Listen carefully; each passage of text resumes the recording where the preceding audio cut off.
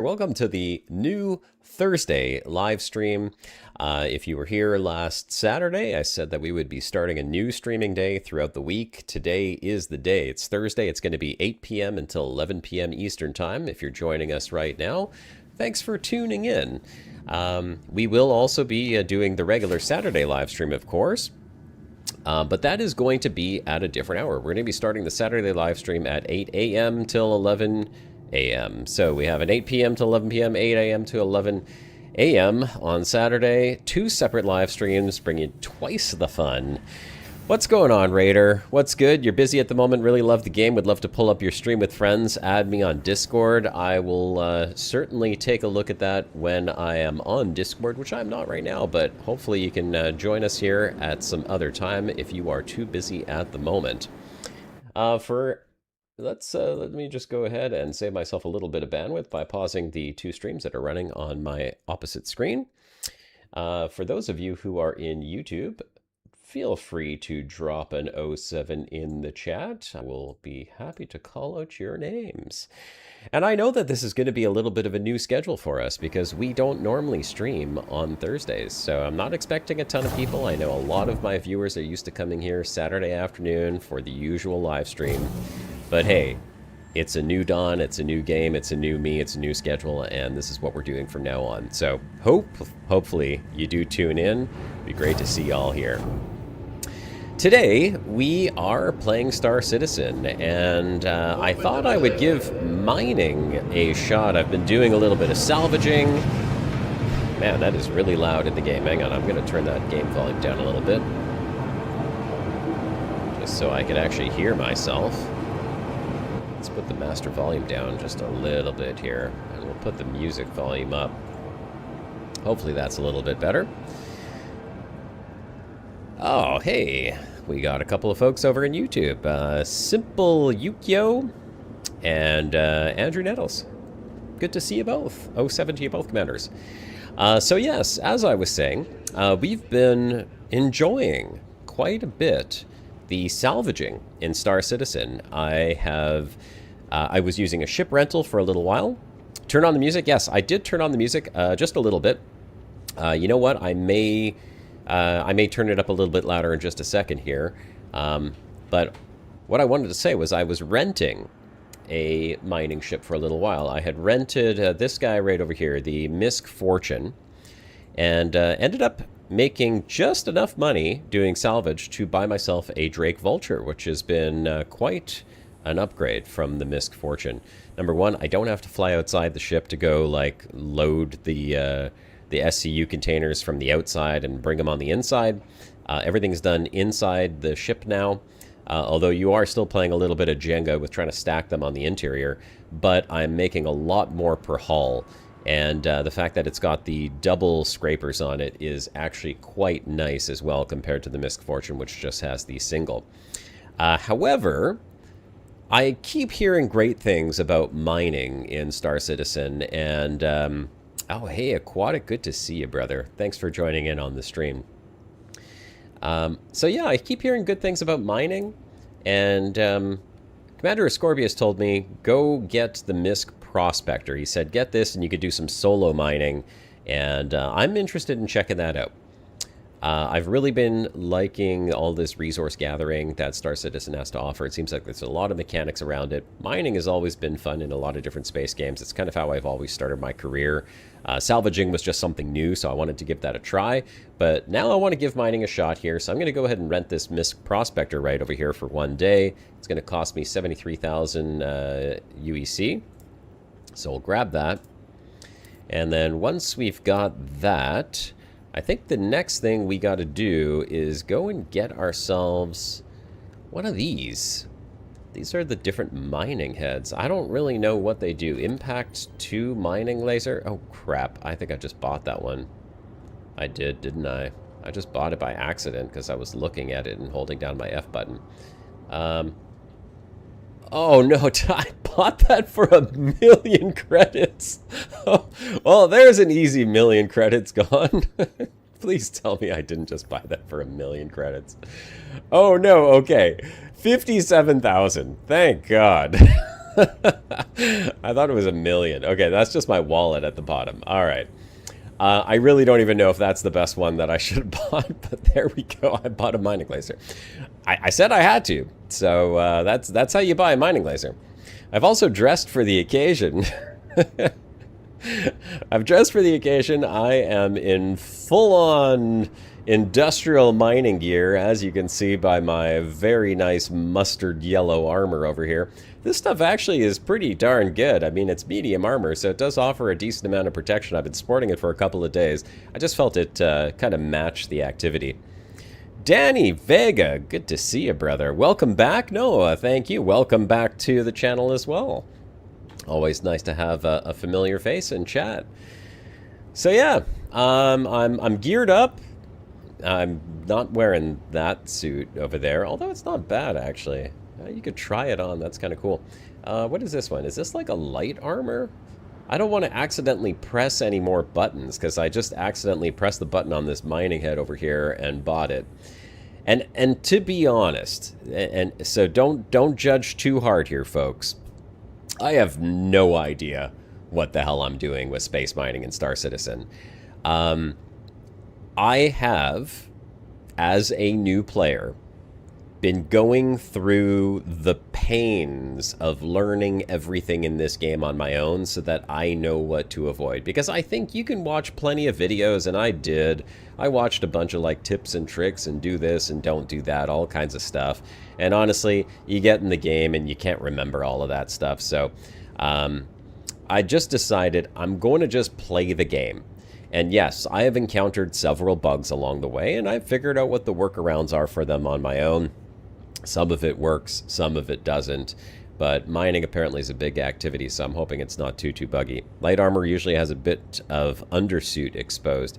Yeah, you know, I don't quite understand yet, and I haven't been willing to test it, whether or not the undersuit actually protects you from space. I mean, it kind of looks like that your neck is exposed here on that one. Now this one here, the one that I'm wearing, at least it doesn't look like my neck is exposed. My son's knocking on the door. Shiv, hey, it does protect you. Okay, so even my neck, I'm not going to get like space burn. Co-pilot wants to come in. Co-pilot, you can open the door and come on in and give some salutes to chat. Yeah, good to see you, Shiv. Shiv is a Star Citizen regular. Hey, you want to come on in and give some salutes to the chat? All right, here's my co-pilot. What are you making that face for? Give a salute. Come on. Salutes, please. Just one. No craziness before bedtime. All right. My co-pilot wanted to come in and say hi to chat because he knows that this is a new streaming time, but this is also his bedtime. What did they say there, buddy?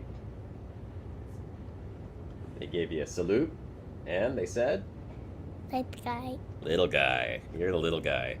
You can refer to him as Mr. Co-pilot, little guy. Mr. Co-pilot. All right, buddy. Head off to bed now. Love you, bud. Okay, Go close the door, please. Close the door. All right. Yes, the little guy is there.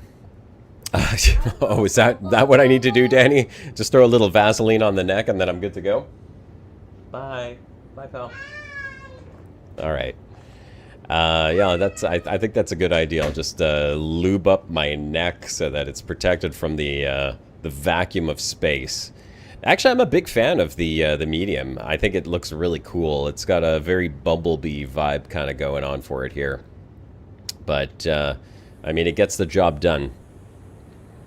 Yeah. All right, so Shiv, hey, maybe you could give me some advice, because like I said, I know nothing about space mining. I did accidentally buy this mining laser over here, the Impact 2. I'm hoping that fits on the Prospector. I have no idea, but I really don't know the difference between these. Mining laser, thermite concern. Okay, they're all mining laser, thermite concern. That one says mining laser. This one says mining laser. Helix 1, Helix 2... and the one that I accidentally bought is the Impact 2. There is a lot of gear in this game. Think of my undersuit and helmet as my technical spacesuit, and your armor is more of a utilitarian option. Okay, no, that's fair. Thanks, Jay Grizz. No, that kind of makes sense. So the undersuit is basically my very thin pajama spacesuit that obviously in the future of Star Citizen is fully protecting me against the elements, or the lack of elements, lack of anything for that matter, the vacuum of space. And then my armor is protecting me against incoming damage and well, I guess where the logic breaks down, and maybe this is why I wasn't sure, is because if you look at the armor has a temperature rating. So like this medium armor has like minus 61 to 91 degrees Celsius. I am fairly certain that this applies to on-planet surfaces. However, the vacuum of space... Now, I could be mistaken here. I mean, call me crazy. I thought it was more than minus 61 degrees Celsius. So, I mean, if I just took this off... and I mean, the undersuit says it protects me against minus 30. So, I guess minus 30 must be the vacuum of space in Star Citizen. You're more combat-oriented when it comes to mining. I jump into someone's ship and help. Yeah. Oh, I mean, hey, that's fair. Gary Sue was it Gary Sue? Score messaged me before, said someone suggested that I buy the Mist Prospector. So you know what? Let's see. They're only 57. That one's 58. That one's 100. I feel like I should. I mean, I just don't know what the difference is between them. You know what? Let's check the terminal. Maybe the terminal gives me more information on these things. Let's see here. Utility, mining laser heads. Okay, yeah, here we go. Oh, so there's even more. There's even more than what they've got on display over there. But these ones are less expensive. These are cheaper ones. So, okay, size 0. So the one that I bought... What the hell was this one? Was it the Impact? Yeah, the Impact 2. It's probably a huge one. I probably don't need that one. Let's check this out again. Utility, mining. There's mining lasers and mining modules. Hell, I don't know what the hell to do with that. Okay, Impact 2. Where's Impact 2? Oh, Impact 2 is a size 2. You don't actually lose heat easily in space, only by radiation. I mean, that's very true, Aquatic. I mean, I get that. Like, you have to radiate heat in space, and it's actually not particularly efficient. So I guess you only have to be protected against the vacuum. That said, I mean, if the suit is made out of anything that could potentially radiate heat outwards or radiate inward, I don't know, you can't radiate inwards. Yeah, I mean, cold technically is just heat leaving a substance. That's what we experience as cold, is when heat is transferring away from something. So, yeah, okay. More protection, let's say more radiation protection you do have, the longer you could stay in radiation. Okay, cool. I just need a laser to go mining. Modules augments various characteristics of my laser. Oh, that's interesting. Well, Danny, I mean, am I going to be okay with this Impact Mining Laser too? Because I don't know if that's going to fit on the Mist Prospector. So, you know what? I'm going to do a Google search here. Let's see. Mist Prospector... mining laser size. Pow. It says it's a single size 1 mining laser on a retractable telescopic arm. Okay. What is the best mining laser attachment for the Prospector? Google says the best attachment depends directly on my mining experience and whether I'm targeting massive rocks or looking for a safer, more stable. Okay, the high power Meta, the Helix 1. That's that was this one over here. Okay, so let's see if that's a size 1. We'll go ahead and buy that. Utility, mining laser heads, Helix 1. That is a size 1. The Helix 2 is a size 2. Okay, fair enough. We're going to buy it, And I don't know if I can sell the other one that I bought. That would be nice. Maybe if I could even sell it for the same price I bought it. No, I can't. Well, whatever. I'll hang on to it. Maybe one day I'll have a upgraded mining ship. The temperature thing, though, there's parts of Microtech that get plenty cold. Yeah. Yes, there is. I've ran around in a couple of those parts. Now let me make sure I've got some drink on me. I also have a bit of weapons and stuff because I was doing some combat missions in my little Drake Vulture. No, excuse me, not in the Drake Vulture. I took out the Crusader Intrepid. So Scorb gifted me a ship the other day, and I was using it to do a little bit of combat. And I'm not gonna lie, the combat's kind of fun. I mean, I had ran into one bug that actually resolved itself pretty quick, but I got into the combat. I upgraded the laser on that thing. It's got a giant size 4 laser on the nose, and I was just chewing ships, chewing right through their shields and chewing up their hull, and just loving the glorious explosions that were taking place. May you suggest a website, Urkel, that allows you to pick the ship and it'll show you what will equip and tell you where you can purchase. Yes, you can certainly do that. Urkel. Okay. Let me pull that up right now. New window. You know what? We'll ERKUL. Oh, you know what? I have actually been here. I had this one opened up just before I rebooted my computer, literally 2 minutes before I started streaming. So yeah, that's cool. I didn't realize it told you where to buy stuff, but I'm going to keep it right over here on the left-hand side of my screen so I can see that. Go to my vehicle page in your Mobiglass. Yes. It will tell me what size components I have on the ship. You also use this menu to swap components. Yep, I actually was aware of that. However, I will say that this is one of the interfaces in the game that I have found to be maybe a little lacking. I'm not terribly impressed with this screen. I mean, here, for example, I can see that this laser is a size 1, and it's a size 1 grade 1, right? So that's great. I can unequip that. I can put on this new Helix 1 mining laser, which also tells me it's a size 1 grade 1. I'll save those changes. I know now that that is equipped. I don't know what these are, these empty slots under the mining laser. I don't know if I need to put something there or not, but we'll just assume that I don't because we're learning as we go along. But what it doesn't do is it doesn't really give me a comparison. I mean, okay, here I could see optimal range, right? 15 meters, maximum range 45 meters, 60 meters, maximum range 180 meters. But it doesn't tell me anything else about these two. It's just a range. I also don't know, outside of just assuming, that is, whether or not a size 1 is the maximum that I could put on this ship. I will assume that that's what it is. If it has by default a size 1, that I can't put a size 2 on here. But you never know. I mean, right? Like, maybe there's a way for it to take bigger modules and it just starts by default with a size 1. So, I don't know. They could do better with this screen. That's for sure. I'm not saying it's terrible, but I'd like to see a little bit more information on that screen. Regardless, we have got the mining laser equipped.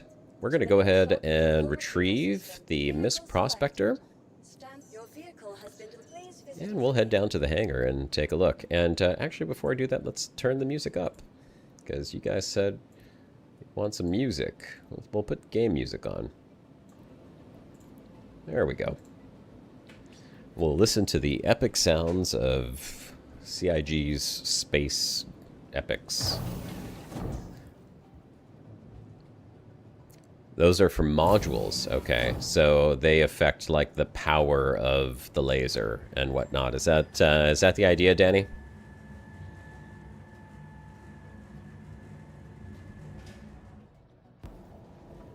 There she is, the MISC Prospector. All right, you know what? We'll go ahead and insure this because I've made that mistake before of not insuring stuff that has custom loadouts on it.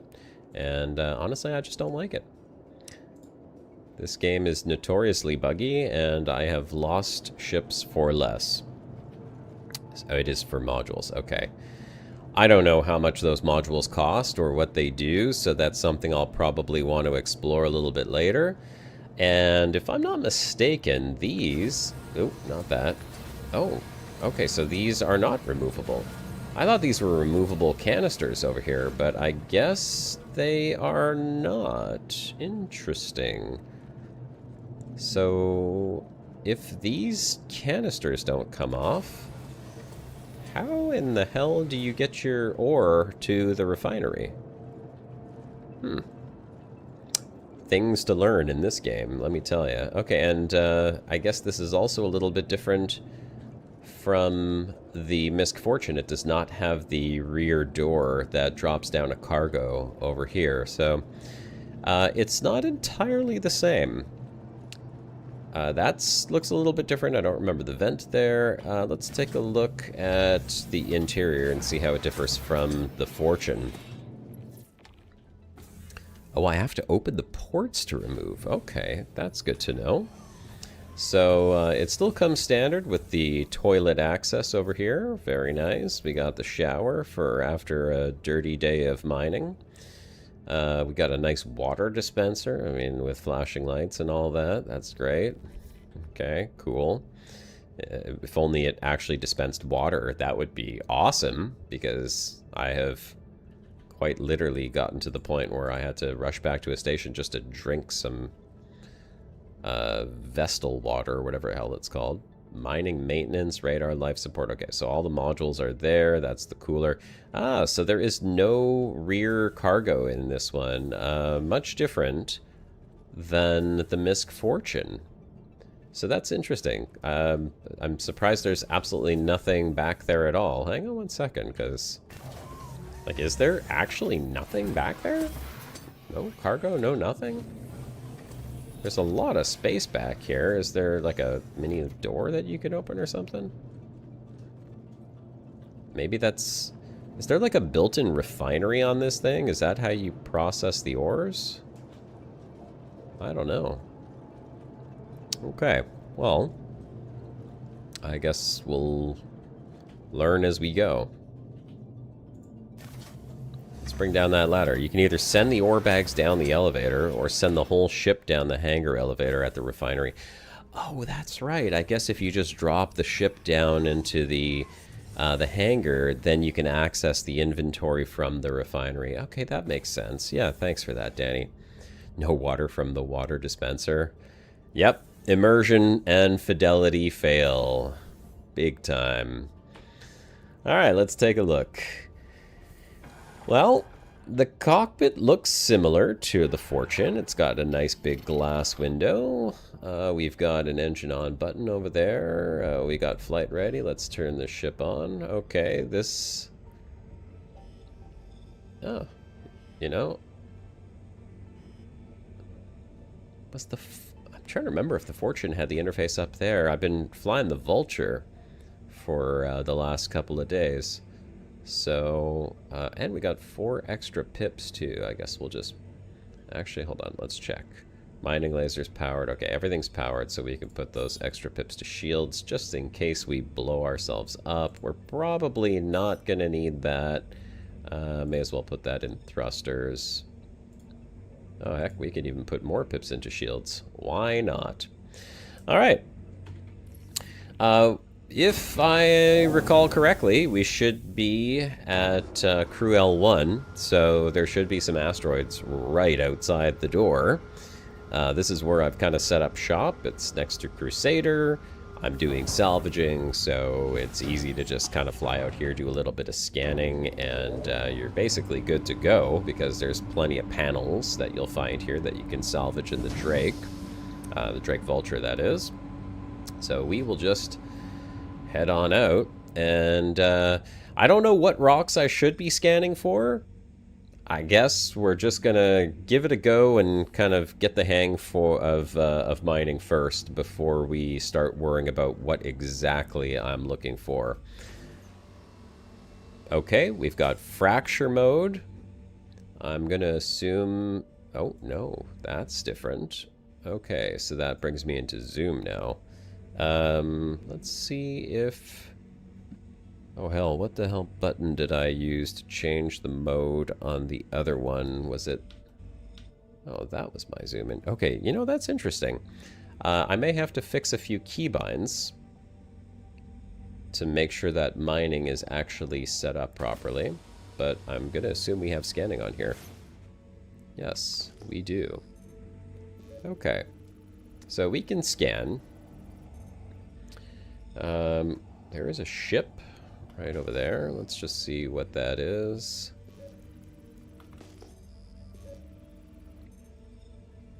Well, just make sure it's not like some combat ship just sitting out there waiting for me to come out and blow me up. I can't tell what it is yet because I can't target it. That's okay. We'll just not fly in that direction. It's probably safe. This is fine. This is fine. Not worried about that guy. All right, let's see what we got. Some rocks in space. That's what we're looking for. We got titanium right over there. That's going to be debris. I know that because it's a even number 8,000. Debris is always a multiple of 2,000. Let's see what this one is. And titanium. Okay, we got titanium and a little bit more titanium. The other one was a bit closer, I think, so we'll fly over to that one. Let's go get it. It's an M2 Hercules. Oh, that's one of the giant humongo ships, isn't it? That's what I was salvaging the other day. If I'm not mistaken, the Hercules is the ginormous ship. Now, you know, I gotta say, one thing for sure is this ship is slow. Holy crap, 155 meters a second. How are the bugs recently, Aquatic? You know what? I have been pretty happy with the current state of the bugs, at least for the activities that I've been doing. I haven't experienced too many of them. The biggest problem in the game right now, at least for what I've been doing, is the freight elevators not working. And the reality of that is that, well, there's a couple of workarounds. But the reality of it is if you're trying to complete a mission that requires you to deliver something somewhere, that is not necessarily going to work out for you. Because if you log out of the game and log back into another server, which very often you'll find a working elevator on another server, which if you have a ship that has a bed, you could just log out right there, log back in, you're right in the same spot. But the problem is that you lose missions when you log out and log back in. So your contract is gone, and then there's really no point in trying to deliver that. You got to take another mission, and then you're going to fly to another spot, and it's going to ask you to put in another elevator. So chances are that elevator is just going to be broken too. The workaround is that for the salvage that I've been doing, I've been salvaging RMC. I can land my ship right beside the building that has the guy who buys it from the terminal, and if I like literally land on the stairs, then when I access the terminal, it recognizes that my ship is there, and I can access my inventory and just sell it from within the ship. And that's kind of great, because then I don't even have to unload anything from the ship. I don't have to do the whole, you know, tractor beaming all the cargo onto the freight elevator. I don't have to log out 10 times to try and find a server where the freight elevator works. It's so easy. You just land, sell, I go back into my hopper, I eject a few more crates, and then I sell again, and then I'm off. And that has worked just fine. So, as far as bugs go, that's really the only bug that's irking me at the moment. I haven't really encountered anything else that has... Well, that's not true. Let me pause. I retract that statement. I have encountered other bugs, but they don't happen frequently, and they're more kind of random. Like once in a while, I'll recall my ship, and it's like diagonal protruding out of the landing pad, and then I have to like send it back down and recall it again. I had one crash, one single game crash, so that was pretty good. But the crash cost me my entire ship and a half-full cargo haul that I was doing. You know, outside of that, a little bit of lag here and there, but otherwise pretty darn good. I can't really complain about anything else in the game. Okay. It says I'm in fracture mode. I don't know if that's what I need to do, if I need to fracture or if I need to zap this thing. So the first thing I think I need to do is just check my key bindings here. And we're going to go to vehicle mining. So fire the mining laser is button 1. Hang on a second, I have a button map pop up here. Oh, great to see a bunch more people drop in on YouTube, by the way. If you want to throw an 07 in chat, we can say hi and have a conversation. That's why I do these live streams, by the way, is to have conversations. So don't be shy. You're welcome to lurk if you want to, but, you know, say hi and we can have a chat. That's always fun. Okay, I am looking for my button map. And sure enough... I don't have it here, so I'm gonna, because I rebooted my computer. VKB Gladiator, Next Evo button layout. This is what I'm looking for. All right, so thank you, Reddit, for someone putting together a really nice layout of the VKB buttons. I'm gonna show you what I'm looking at right here. This is them up on the screen. So this is... I bought this off of Facebook Marketplace the other day. I've got the joystick and I've got the Omni throttle, which is just a joystick on a little angle. And but it's got a million buttons, so I don't know what the numbers are on the buttons. So I'm going to just take a look at that right now. Okay, so we've got fire mining laser is button 1. Actually, we'll put this over here. Fire mining laser is button 1. That's great. Switch mining laser toggle is button 10. Where the hell is button 10? Button 10 is here. Oh, okay. So I gotta click that? I guess that would be a click. Okay.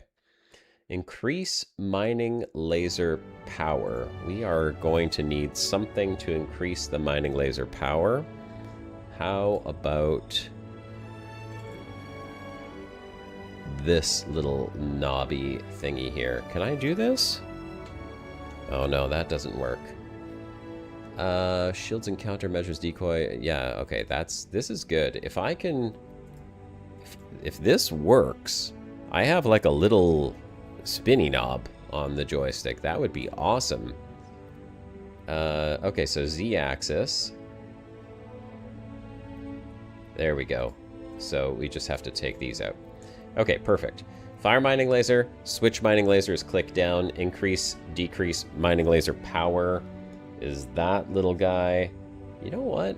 Maybe I should put it on this one. Yeah. Oh no. No, that is not going to work. Okay, so you know what? We are going to have to put it on this button. How come it's being weird on me right now? Pete, good to see you, Pete. You lurking in the chat. Wonder if you could change the buttons to custom names for the VKB. I don't know if you could do custom names, but I mean, like, I just got to download this thing here and then just like type in and then like print it up and slap it right over my monitor, so I always have a reminder. I will say, like, there's so many different modes in Star Citizen, and the same button that I use in mining mode could actually have a different function when I'm in salvage mode or a different function when I'm in combat mode. So it could be a little overwhelming, not gonna lie. Fracture mode is where you crack the rock. Extraction is where you suck it up into your ship. Okay.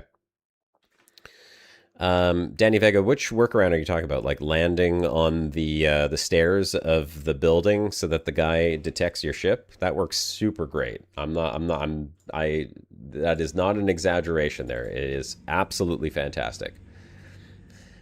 Okay. This should be an axis. It would be great if it was an axis. Ah, there we go. Axis. Perfect. Increase, decrease mining laser power. Beautiful. Okay. Toggle beam high-low. Not a freaking clue what that is. I'm going to assume switch mining laser is between the fracture and the beam. Let's test. Let's see. So if I click this, yeah, there we go. Extraction mode, fracture mode. And then this, nice. There's my power slider right there. And then this is my beam. Okay, now I'm at 100 meters.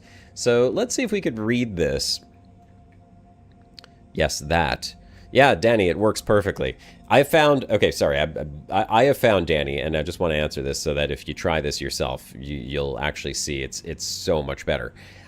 If you land on the landing pad where the freight elevator is, for whatever reason, it just doesn't detect your ship. I don't know if it's because, like, there's 5 other ships landed there, and so it's not registering all of them. I can repair, I can refuel, like, for that purpose, I can do all of that, it's perfectly fine. But in terms of selling from the ship, when I go to the terminal guy in the little building, he just doesn't see the ship. It's like he's not there. So he only sees my personal inventory and then whatever's stored in the freight elevator in the warehouse. To get it into the warehouse, obviously you need that working freight elevator. But just by pure fluke, I was like, you know what, screw it. I'm not going to run over to the guy. I'm just going to fly my ship over there to access the console, because then I have to run back and I'm wasting time. So I flew over, and there was a couple other ships, and I landed, and I just kind of like landed touching the stairs, just barely touching the stairs. And when I went inside and I accessed the console, I saw that it had my ship on there, and I was like, no way. And I still had some stuff in the ship, and I could see the contents, and I could just hit sell, and I was like, that's amazing. Like, it actually registered. And the weird thing is, and I guess this is a glitch, after you sell it, it says, okay, the estimated unload time is like 3 minutes or something. But the stuff is gone. I went back to my ship thinking maybe some little dude's going to walk out and start hauling it out manually, or maybe I have to haul it manually. No, it's perfectly fine. It's out. It just disappears. And it sells instantly, and you get the money, and you don't have to do a damn thing. So super nice, really convenient. And now back to mining. Right. So we have scan results. We have 10,000 mass, 17 resistance, 23 instability. It says easy. I'm guessing that means that this is easy. Composition 29.84 SCU. Okay, I have no idea how much this ship can actually carry. Agricium, Azlerite, titanium. So it looks like the majority of this is titanium. And then there's a lot of inert materials. Ghost dock workers. Yeah, exactly. That's what I was thinking too. This says easy too. Okay, so, this one here has less inert materials in it. So that's probably a better rock, because I don't want inert materials. That one's got 38% inert materials. This one's got 36. Here we go. Hold on. 21%. All right, this is the rock. This is the one. So, I don't remember what the distance was, but there should be... Oh, there we go. Okay, I see. So right here is optimal range. Maximum range and optimal range. So I want to be closer. I want to be close. And look at that. It turns a nice green. Perfect. Optimal range right there. We're going to turn off our thrusters, because why would we want to move from this spot? So that's range. I don't know what the scan is for. And then I'm guessing this is my velocity in relation to the asteroid. And then this looks like it works kind of similar to the hand mining. So there's an optimal and there's an overcharge. And obviously going into overcharge is bad. That's going to explode. I'm going to get rock pieces stuck in my face. And everyone goes home sad. The rest of this is just stuff. And then down here, okay, here's my mining laser. So this is what I'm using. It's coupled. Can this decouple? Okay, no, this doesn't decouple. I guess you don't need to. It's a single laser anyhow. It's not like you have to scrape the surface. So what do we got here? Fracture power, resistance, instability, optimal rate, overcharge rate, and window size. I'm going to assume that the window size has something to do with this over here, and then the resistance has something to do with the resistance of the rock itself. So I'm going to guess that resistance level has to be greater than the resistance level of the rock. Otherwise, my mining laser is not going to penetrate it. I think that probably sounds about right to me. This makes sense. And let's go. I can control my laser power, and I'm looking for this rock to charge somehow. So where's the charging? Oh, okay, I see it. It's right down here. Right there. It's charging up. I see little green bars going up, and I'm going to want to get that into the green without getting into the bad. Bad, red bad, green good. My guy is super thirsty doing this, apparently. Okay, so we need to increase our power. We got the epic game music going.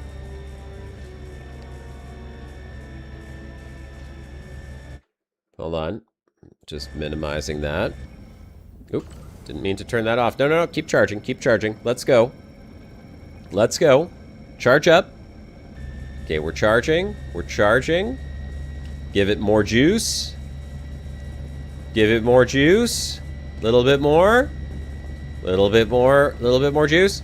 Little bit more juice. Okay, perfect. No, no, no. No. Too much juice. Too much juice. Down. Down juice. Down juice. Down juice. Bad. Okay, here we go. Okay, it's very sensitive. All right. We're good. We're good. We're happy. How do I know how much progress I'm making on this thing, though? Ah! Oh. Okay, we're safe. Nobody panic. This is fine. I thought it was exploding, but it was just breaking into pieces. We're good to go. All right. I gotta just switch chat back over to this side. See, folks? Easy peasy. What can I say? Couldn't have done it better if I was a pro. Right? Right. Listen to that inspiring, emotional music. I'm just adjusting my windows here because I can't see the chat pop up on my screen. Sorry, folks. There we go. Makes you tear up, Aquatic? Yeah, me too. Just tear to my eye, that very emotional music. Okay, so my engines are off. So we'll turn the thrusters back on. And I guess what? Now we just... now it's pointing to the extraction mode. And the outline is changed to purple. So I guess that... Yeah, but wait a second. This is 93% inert materials. I don't want that. Is it scanning? Oh, there we go. There we... Oh, yes. 94% titanium. Okay, hold on. Hold on. We got to figure this out here for a second. So that one's 94% titanium, but it doesn't have a purple outline, so I can't extract it. It's pointing back to the fracture mode right over here. So I guess I have to fracture that one again, right? Let's get back to optimal range and repeat the process. Hey. There we go. Okay, stop. Turn off the engines. Oh no, we're drifting a little bit. Hang on. Okay, stay. Engines, I mean, I guess it doesn't have to be perfectly optimal. We'll just stop right there. Okay. Live to laser another day. Yeah, no, that's what we're doing here. Okay, this is the one we want. We're fracturing, and I wonder what happens if I just leave my laser at the position that it's really going up quick. Okay, no. Bad. Okay, laser minimum. Minimum. It's still charging. I gotta shut the laser off. Bad. Okay, even at the minimum. Oh, so this is the game. You kind of have to like laser on, laser off. Laser on, laser off. Yep. Laser on, laser off. I did it. I did it again. All right. Okay, this is good. Actually, you know what? I'm going to keep the engines on because I don't like having to keep doing this. So, here we go. Time to suck up some more. Is there an optimal range? Okay, yeah, I guess there's an optimal range for this too. Ooh, I like this. This is cool. Okay. Oh, that was a lot faster than I expected it to. I was thinking that it was gonna like have to do a thing. Mr. Miyagi would be proud, yes. Yellow out. Danny, don't make fun of me, man. I'm old. I'm easily frightened, okay? Actually, that's not true. I am not easily frightened. Except for when my son is like, goes full on ninja and like sneaks into the room behind me and I have no idea because I got my headphones on. That's about the only time I actually jump scare. Yellow outline. Okay, still needs cracking. Purple outline, good for extracting. That kind of, you're a poet and you didn't know it. All right. So that was done. Now, oh, and I could see cargo. Right. All right. So right down here, I see my cargo. I've filled up. It didn't seem like that much, but 0.78 SCU. This is going to take a while. Well, it'll take less time when I stop having to figure it out, I guess. Titanium, agricium, and azlerite. Okay. Cool. That means... Oh, here's another one that we can munch. So we just munch it like this.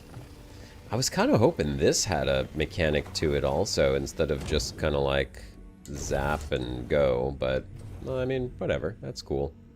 I guess there's only so much fracturing you want to do until you want to start making money, and this is how you make the money, right? Yeah. And here's another one, titanium ore. So let's take that one. I guess there's no reason to fracture it anymore once you can suck it up. That's basically the goal. Okay, so back to fracture mode. 25% inert. Oh, hold on. Now this one's just, it's all inert materials. I guess I don't really want that one. Yes, this we want. This is the good one right here. Okay, so this is kind of a cool mechanic. I mean, it does remind me a little bit of like Elite Dangerous core mining, where you gotta like blow the thing up to get to the good stuff on the inside, so it's a little bit similar in that sense. Let's see. We're zapping, and we're gonna watch our laser power here. It's engaging. I mean, not super engaging, but you definitely have to be careful of how much juice you give it. Because even at, like, I'm at minimum laser power right there, and it's still heating up the rock, so I have to like turn the laser off to make sure it stays in that green spot. So it's a little mini game. It's like you're trying to get that $1 on the wheel on The Price is Right.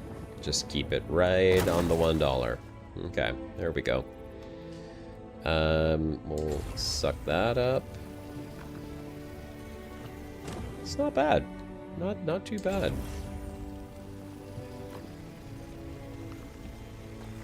Get that one. I get this one. I'm assuming this is all... I mean, it said, like, 0 inert. And we're just getting titanium, and I don't know if the other one's actually worth anything. I don't even know if a titanium is worth anything. Like, it could be just, like, completely inexpensive ores. Probably is. It's titanium, right? So... I'm sure that everything in this time period is at least made of some kind of titanium. Okay, back to fracture mode. And then we do our thing. Okay, power on.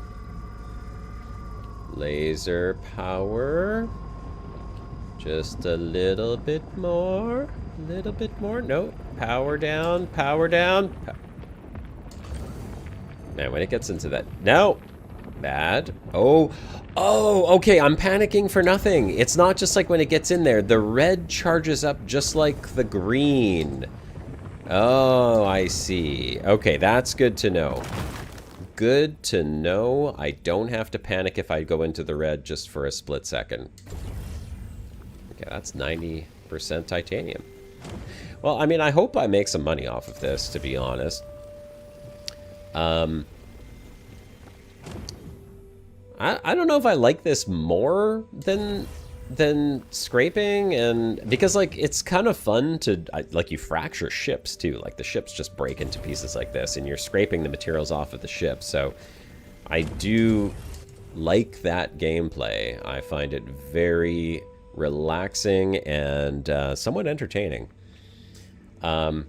Sound off in chat if you've done scraping or mining in Star Citizen. I'm curious if your experience with either one is more favorable than the other. All right. We have less inert materials there. This one is the big one that we don't want. That one's 25. This one's 24. And then this big old chunk over here is mostly inert. So I guess we'll just keep fracturing. How do you get rid of the inert materials, though? Like, does that even end up going into your cargo? And just, like, take up junk space? Is that what it does? Oh, I'm not at the optimal range here. You know what? I have another little slider here that controls the speed that I go. Both mostly salvage, Danny? Yeah, salvage, man, salvage is what sucked me into Star Citizen. I'm not gonna lie. Folks who've watched my videos before and have seen me live stream know that not that long ago, I did not have good things to say about this game, and I absolutely refused to come back into it and play it again. I was like, I will not give this game one more chance. It had nothing to do with me going full-on murder rampage and just killing every single NPC that I saw and then getting thrown in jail for 24 hours. It really had nothing to do with that, I swear. It was not my fault. They shot first. I thought that they were part of a mission to go kill a bunch of outlaws, and it just turned out that the mission was bugged. Right?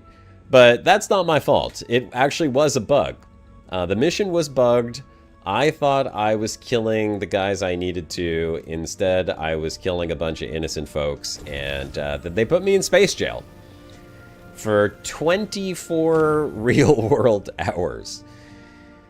The problem with this game is that it's all over my algorithm.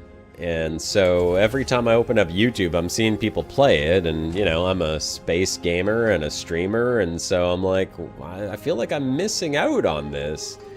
And then I had a really hard time just convincing myself to come back in. But the more I watched, the more I started thinking, maybe I should give it one more chance. And then they put out this 4.9 patch, and I said, okay.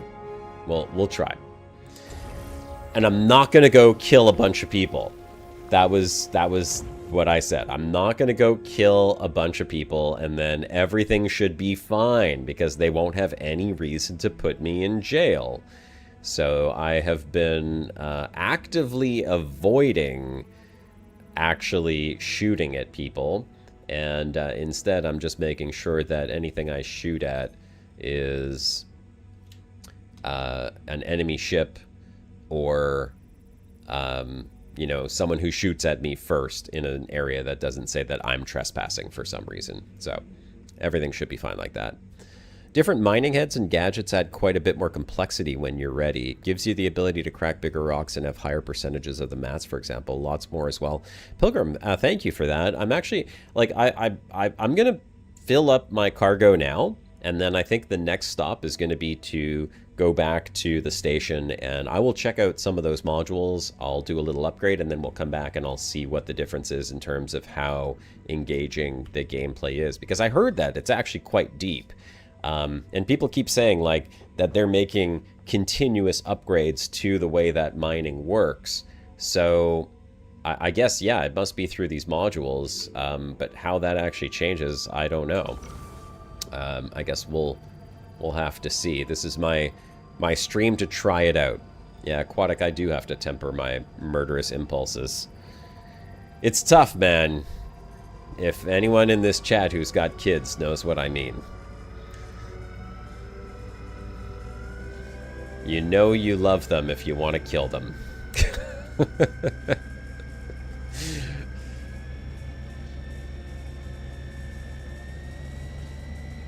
All right. And it's filling up pretty quick. Well, I mean, I don't know, quick. I guess the real question will be, how much does 32 SCU sell for?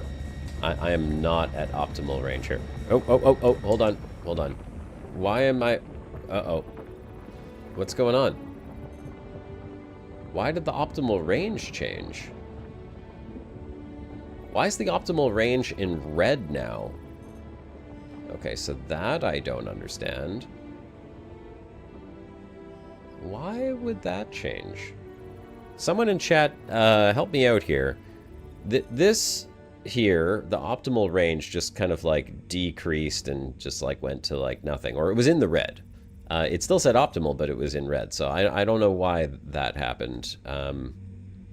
What did I do wrong there? What was I doing? I was just charging the laser. I must have done something wrong. I just don't know what it was. Okay, let's try this again. Try this again. There we go. Now I can keep it. Nope. This rock is testy. It does not like to be cracked open. I think that's what it is. It's just an angry rock. Don't you? No. Be good. Be nice. Just give me your goop. Just a little bit of titanium, please. I was overcharging the rock? Okay. Well, because I'll die if the rocket... I will die? Just like straight up dead. I mean, like, not like, okay, it just takes my shields down a little bit and gives me a bit of damage and then I have to go repair or something. Just that, no, you dead. Failed. You did not mine well. Bad. Go, do not pass go, do not collect $200. Just go straight to the respawn. I can attach modules and gadgets to make this more stable. Yeah, well, there. That's what I'm going to have to do. By the way, if you're joining in the chat right now, whether you're on YouTube or on Twitch, feel free to drop an 07 in chat. If you're new to my channel, this is a new streaming time for me, by the way. Normally, over the last, well, for the years that I've streamed, it's always been Saturdays at 3 p.m. Eastern. But due to family, the fact that I've got a son and it's summertime here in Montreal, Quebec, where I live, which really only lasts about 12 weeks, my wife and I have decided that I'm going to move my stream to a weekday, which is why I'm streaming today. However, that said, it's a family-friendly channel. So if you have little kids or people walking through the house that you don't want to hear screaming obscenities, you're never really going to hear that on this channel. I'm a pretty chill guy, and I like to keep it fun and friendly and mainly conversational. We do a lot of stuff. I'm new to Star Citizen, so I am kind of learning what this game is all about and figuring out what it is that I want to do. So far, I've really taken a liking to the resource gathering, mainly in salvage. And salvage has been a lot of fun for me. But I want to try out mining today and kind of see how it goes. You were looking forward to the stream, eh? Thanks a lot for that, Simple. Appreciate that. Is this the first time that you've been to my channel? And if it is the first time that you're joining on my channel right now, I'm not a particularly large streamer. Used to have a bigger community. I did take a little bit of a break, but I am streaming regularly, so you can come back here Thursday. It's going to be the exact same time from 8 p.m. till 11 p.m. Eastern time. And, you know, I'll just do the self-promotion thing here. Hit the like button, subscribe, turn on the notification bell, all that stuff, because that's how you can remember that this is the day that we do the stream. And it would be great to see you back here if you're enjoying the chill gameplay that we're doing today. Let's fracture. Let's be careful with the fracture. I have to remember to hold the little laser button down here. Okay. Wow.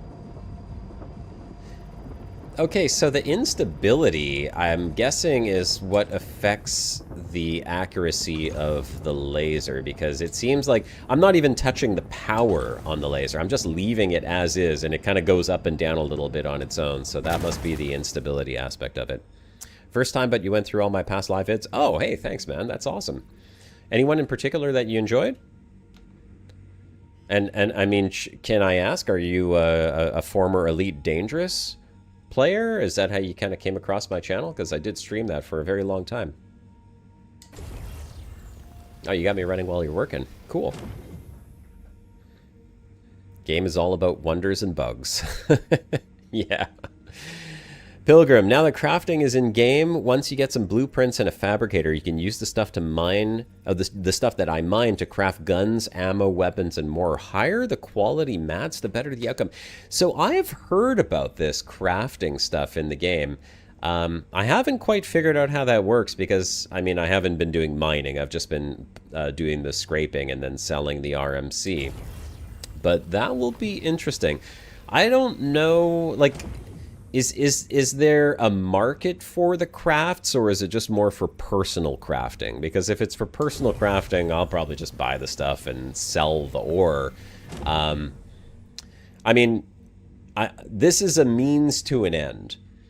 I've had a taste of what the bigger ships in this game look like, thanks to a couple of friends of mine who have shown me the way. And these little rented ships, this is not the way. Okay, this is the way to get to the way. So, yeah, I'm weighing to the way. That's what I'm trying to do right now. And I really would love to get some of those bigger ships. I don't need all of them, but there's a couple that just look so damn cool. And I've got plenty of folks in the community that I'm sure I could bring on stream to play with. And I got a bunch of guys that are already playing the game who I can rely on to go and do multi-crew stuff. So if I ever want to do that on stream, I can do that as well while I'm making my way towards the way. But this is just kind of the way to do it right now. So I want to make money. I may check out crafting just for the sake of checking it out to see what it looks like. Because, I mean, that's always interesting to have crafting in a game. But I'm not making a career out of crafting, if you get what I'm saying. I like collecting the resources, and I will leave someone else to do the actual craft. Oh, you know what? I'm being kind of stupid here, because I'm not getting in the optimal range for extraction. I guess that's a thing, too. Fabricator costs $99,000. I really hope you mean 99,000 credits, and the dollar sign is just the way that you're saying UEC in game, because I know stuff in Star Citizen costs money. I am not going to spend real money on this game. I will not judge those who do, because I'm pretty sure that some of the ships that I saw were not obtained via in-game credits, but rather through real-world monies. That said, that's not me. I like to earn my way through the game, and I am supporting the development of the game by having invested my initial, you know, whatever it was, 40 bucks to buy my starter package. Oh, you watched my first SC vids. Oh, okay. Did you see the one where I went to space jail for 24 hours? Because that one brought me to the verge of making this an unfamily-friendly channel. It was very close. Not going to lie. Get ready to sell my house, Josh. It's funny you should mention that, Aquatic, because I have a couple of different house pamphlets on my desk right now. Although the intent is not to buy a fabricator for $99,000 in the game. I don't, you know, look, I don't care if people want to spend money on in-ship games, or in-game ships, rather. That's totally your business. If you have $25,000 to spend on a ship package in Star Citizen, and you believe in this game and you want to support the development, by all means, go spend your money. You know, like, who am I to judge what you spend your money on? I won't tell you what I spend my money on because I don't want to be judged. But, you know, let's just say I've made some poor decisions on what to spend my money on in the past. Supporting a video game that I love, I don't think that's a bad choice. I think it's expensive as hell. I want to know why you don't spend it on better things. I would spend it on a full motion flight sim, and hopefully the people who buy those ships, that's exactly what they have. You know, full motion flight sim. I used to have the whole cockpit set up. Since I had stopped streaming for some time and moved into the house that I live in now, I don't have my cockpit set up anymore. It's actually in pieces in my cold room in the basement. But I have a big enough space to set it up. And I have been trying very desperately to get my Quest 3 working with Star Citizen. I don't think my video card is strong enough to do that. I did get it functional, but I'm not going to say it was a great experience. I had it wired in and everything. I even ordered a high-speed USB cable off of Amazon. Oh, hold on a second. That one's purple, wasn't it? Oh, that one's inert materials. Okay, I don't want that. Ordered a high-speed USB cable and everything so that hopefully that would have helped the latency issues I was experiencing. Nah, none of that worked. It was crap. That said, there may be, in the not-so-distant future, a video card upgrade. I'm just, again, talking about spending real-world money. I'm trying to justify spending the amount of money it costs just to get an upgrade these days. Like, it's crazy. It's wild, man. I love AI, but god damn. The cost of RAM and the cost of video cards because of AI, it's making me not like AI. Not gonna lie, man. If AI makes my video card upgrades cost, you know, I have to sell my house, literally, to upgrade my video card, I am going to cancel my ChatGPT subscription. I will go back to figuring things out by myself. You know, I don't need an AI to tell me that video cards are too expensive. They just are. I have a 4060,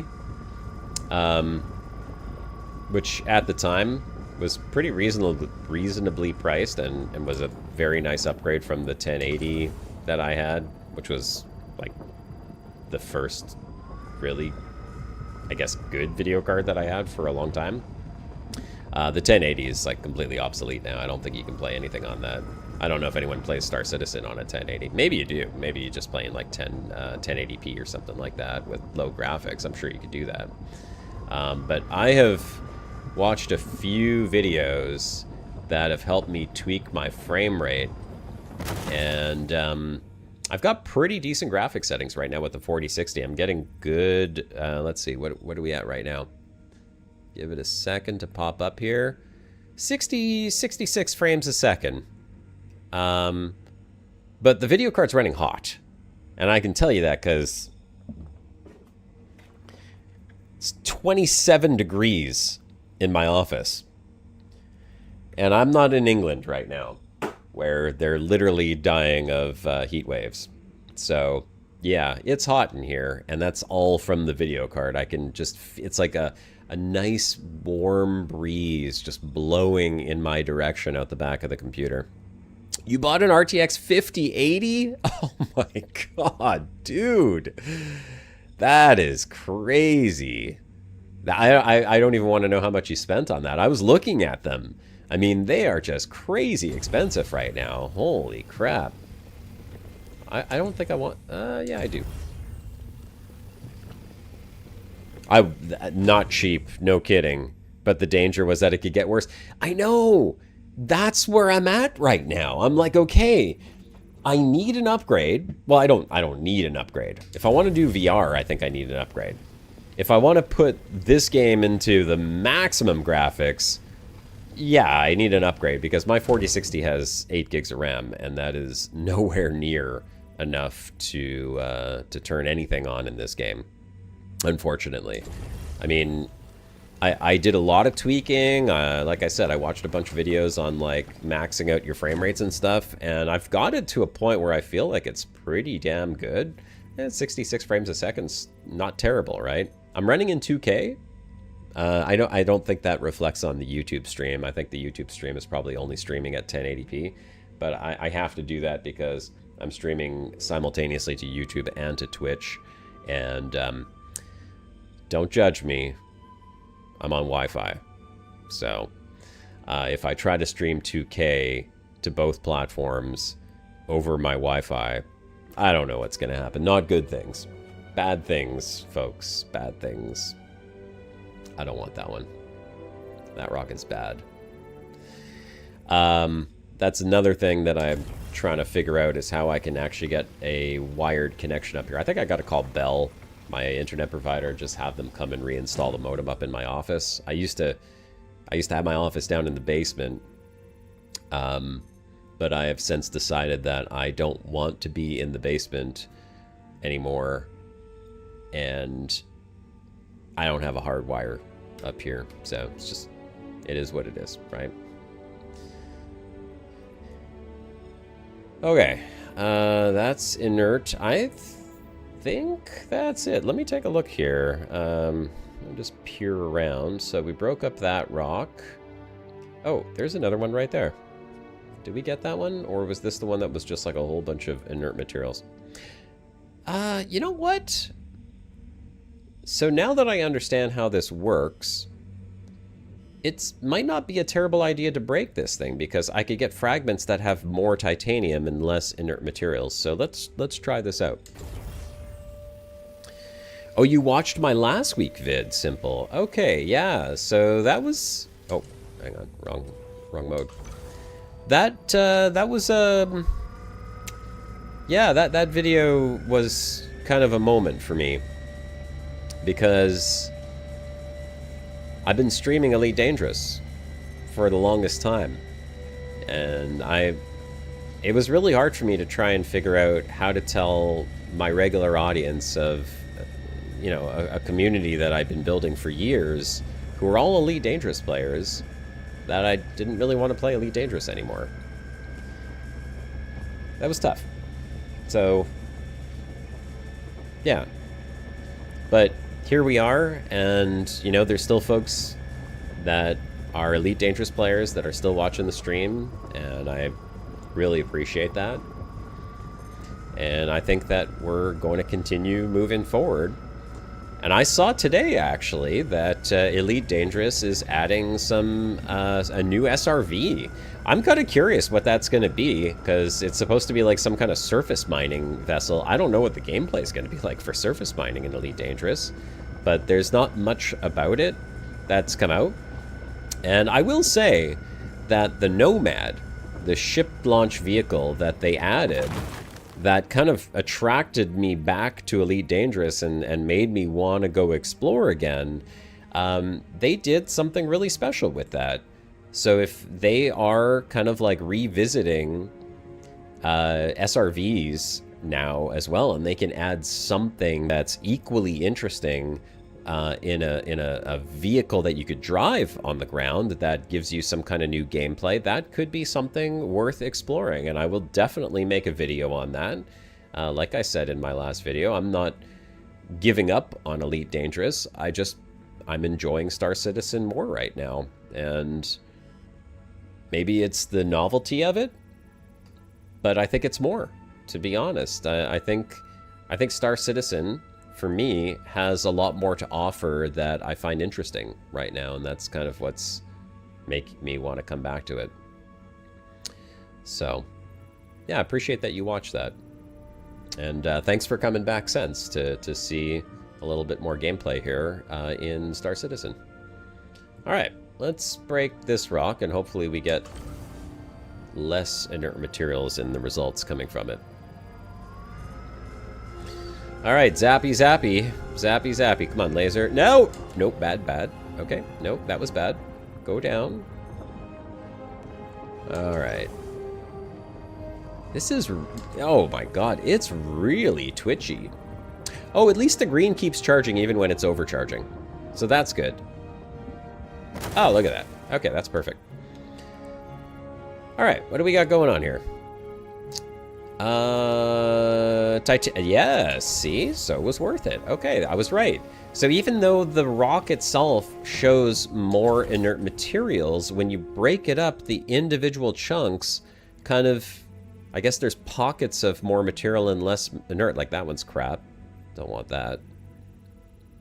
I wish there was an indicator showing that it was actually scanning. This one's good. I mean, it's got some inert materials, but 84% titanium, so that's still good. That's not bad. And we are almost full up in SCU too, so we'll be able to go check out some of the upgrades or the modules for the mining laser. That's inert. Okay, so now we need to break one more rock, I think. Let's see the composition of this one here. Okay, 50%. So maybe we break it and one chunk is inert and the other one is mostly titanium. Let's hope.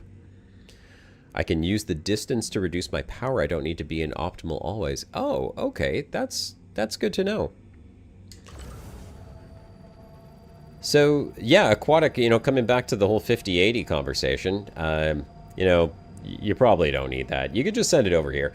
I'll send you my 4060. It's a really, really capable card. I'm sure it'll be just fine for everything that you need it for.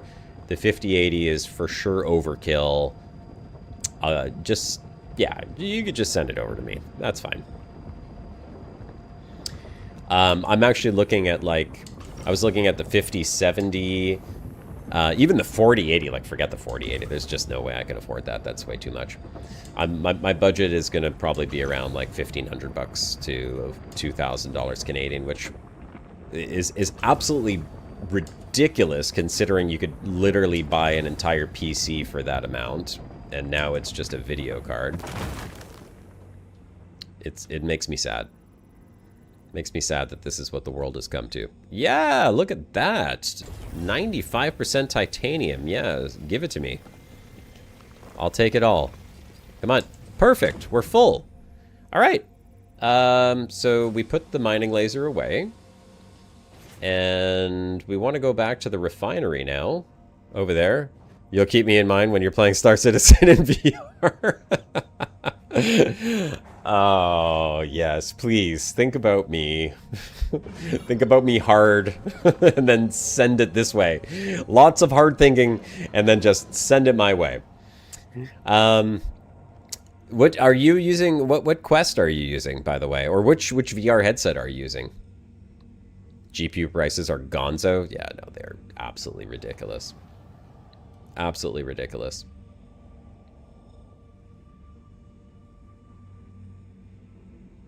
It's a hard pill to swallow when you look at the price tag on GPUs today. And I looked, like, you could see it was only like barely a year ago they were like $500 less expensive. So I don't know what happened. The AI boom is just, it's just crazy. Someone's got to solve the supply chain problem so that we could get back to beautiful gaming and not have to sell our kidneys. A Reverb G2, but also a Quest Theory with the cable. I don't even know what the Reverb G2 is. I haven't heard of that one. Plus I'm gonna be dehydrating here in a second. When I'm back at station, refinery or cargo, buy the Argo pods. That will increase my storage capacity by 10 SEU. Okay. Yeah, I can do that. Oh, am I still in? Yes, I am. Okay. Let's do this. I was in nav mode. That's why I was flying so darn fast. You know, maybe the GPU price wouldn't be so bad if I hadn't just had to buy this VKB. I mean, I'm glad I got it on Facebook Marketplace because I ended up paying like probably $300 less than if I'd paid for it brand new at a store. The guy was super cool. Actually, the guy that I bought it from, bought it to play Star Citizen. And I was like, well, how come you're not playing it anymore? He's like, I don't know. Can't play the game. It's like, no, yeah, you're right. It's a crappy game. You don't need that joystick. In fact, you should probably sell it to me cheaper. Just because you put your grubby hands all over it. China's already caught up making RAM. I expect they will catch up with the GPUs in a few years. Yeah, maybe. Who knows, right? All right. We're landed. We're getting out of the ship. I do love this, being able to walk around in the ships thing. Like, Elite Dangerous, they gotta get with it, man. This is... Like, they did good with the Nomad, but... add interiors to the ships. Because, I mean, look, to be fair to Elite Dangerous, the exploration in Elite Dangerous is nothing compared to... I mean, Star Citizen is nothing compared to exploration in Elite Dangerous. You know, 3 systems that you can kind of like fly around in. It's cool, there's a lot to do and lots to see, but I mean, there's not a galaxy out there, right? It'll be interesting to see if they ever do anything like that, though.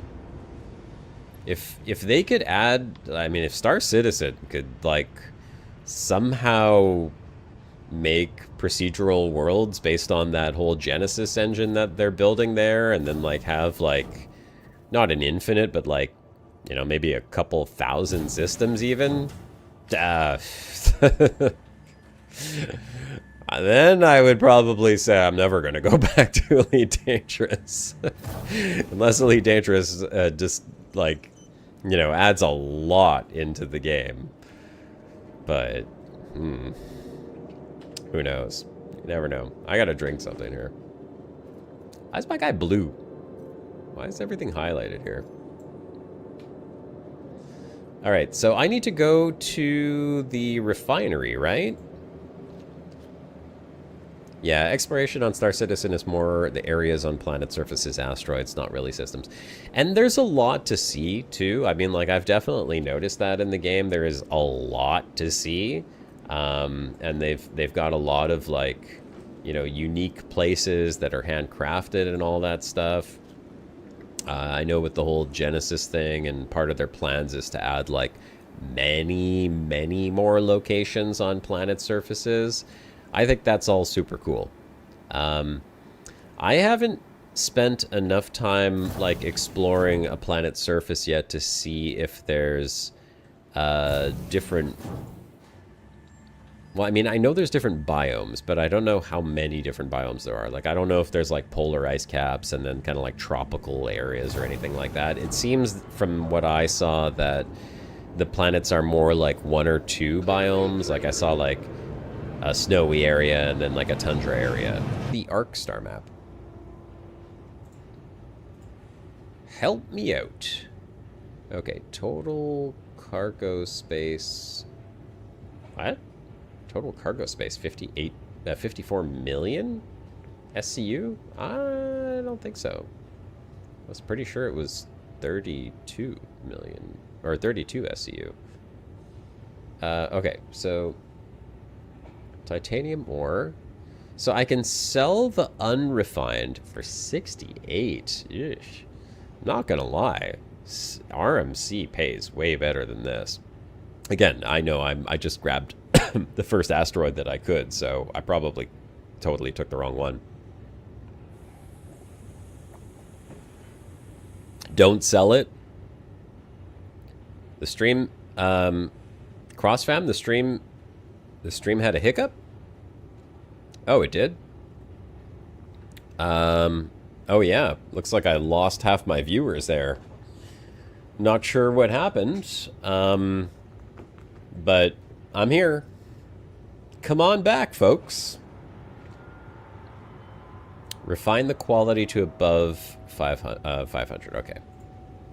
Can you guys hear me and see me again? Everything's back? We're good? Yep. Sorry, folks. I don't know what happened. Stream had a hiccup, apparently. Couldn't possibly have been my Wi-Fi. Okay, then sell everything below 500 quality. All right, so this is new. This is a whole new system for me. So Refinement Center with top-of-the-line equipment staff, blah, blah, blah, blah, blah. If you're ready to start, I'm ready. Begin. So I'm going to select my prospector. What am I... Do I have to choose something here? No, I guess I just set up a work order. I'm back. Okay, yes. Good. Thank you. Still here. Danny, was there a hiccup on Twitch as well, or was it just on YouTube that there was a hiccup?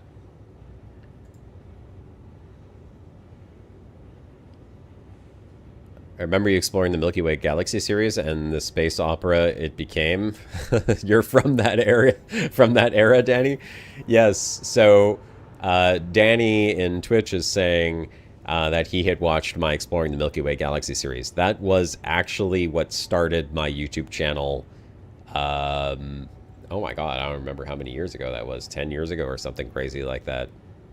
The very first video that I ever made and published to YouTube was called Exploring the Milky Way Galaxy. And what I wanted to do was I wanted to use Elite Dangerous to make a science fiction / science fact video. So I was exploring the Milky Way Galaxy, looking at planets and stars, and then using science fact to explain the phenomenon and talk about what I was seeing and why they were the way that they were.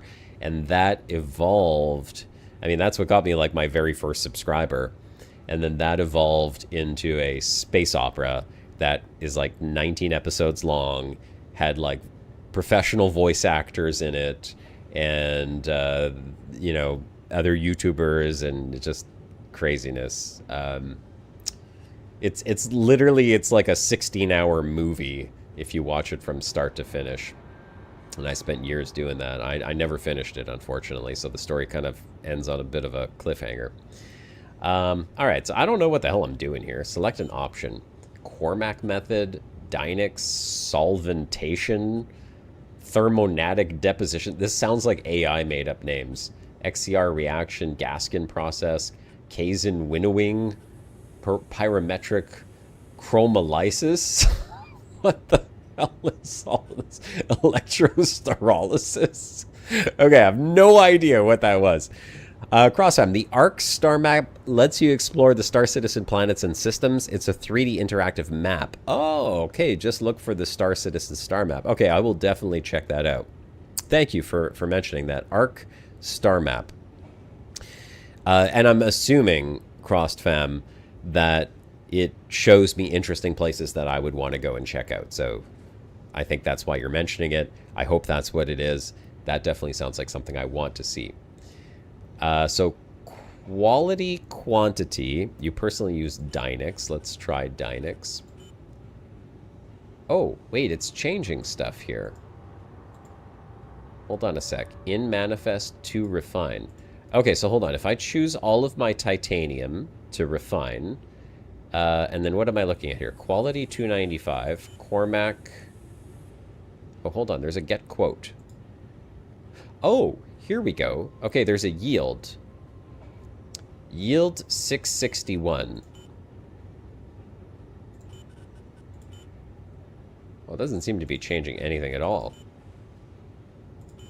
So, like, low speed, moderate cost. Moderate cost? There's a price associated with this? Oh, I have to pay them? Oh, okay, hold on a second. Maybe I'll just choose all the rest of this as well. I want the highest yield. Okay, that's what it is. Highest yield. So, but they're all... Oh, I have to hit... Oh, okay. I see. I have to hit get quote again. So, yield 803 on electrostarolysis. Get quote 945. Okay, that's good. 945. 661. Crap. Gaskin. 803. 661. 803. Let's see what the Dynix gives me. 945. Yeah, there we go. 3 hours and 59 minutes? Holy crap. I mean, are they literally melting the pixels down? Like, I gotta wait for the pixels to melt? Okay, so Dynix is good. Dynix good. 3 hours, though. Hold on. What was the other one? Pyrometric? Oh, well, hold on a second.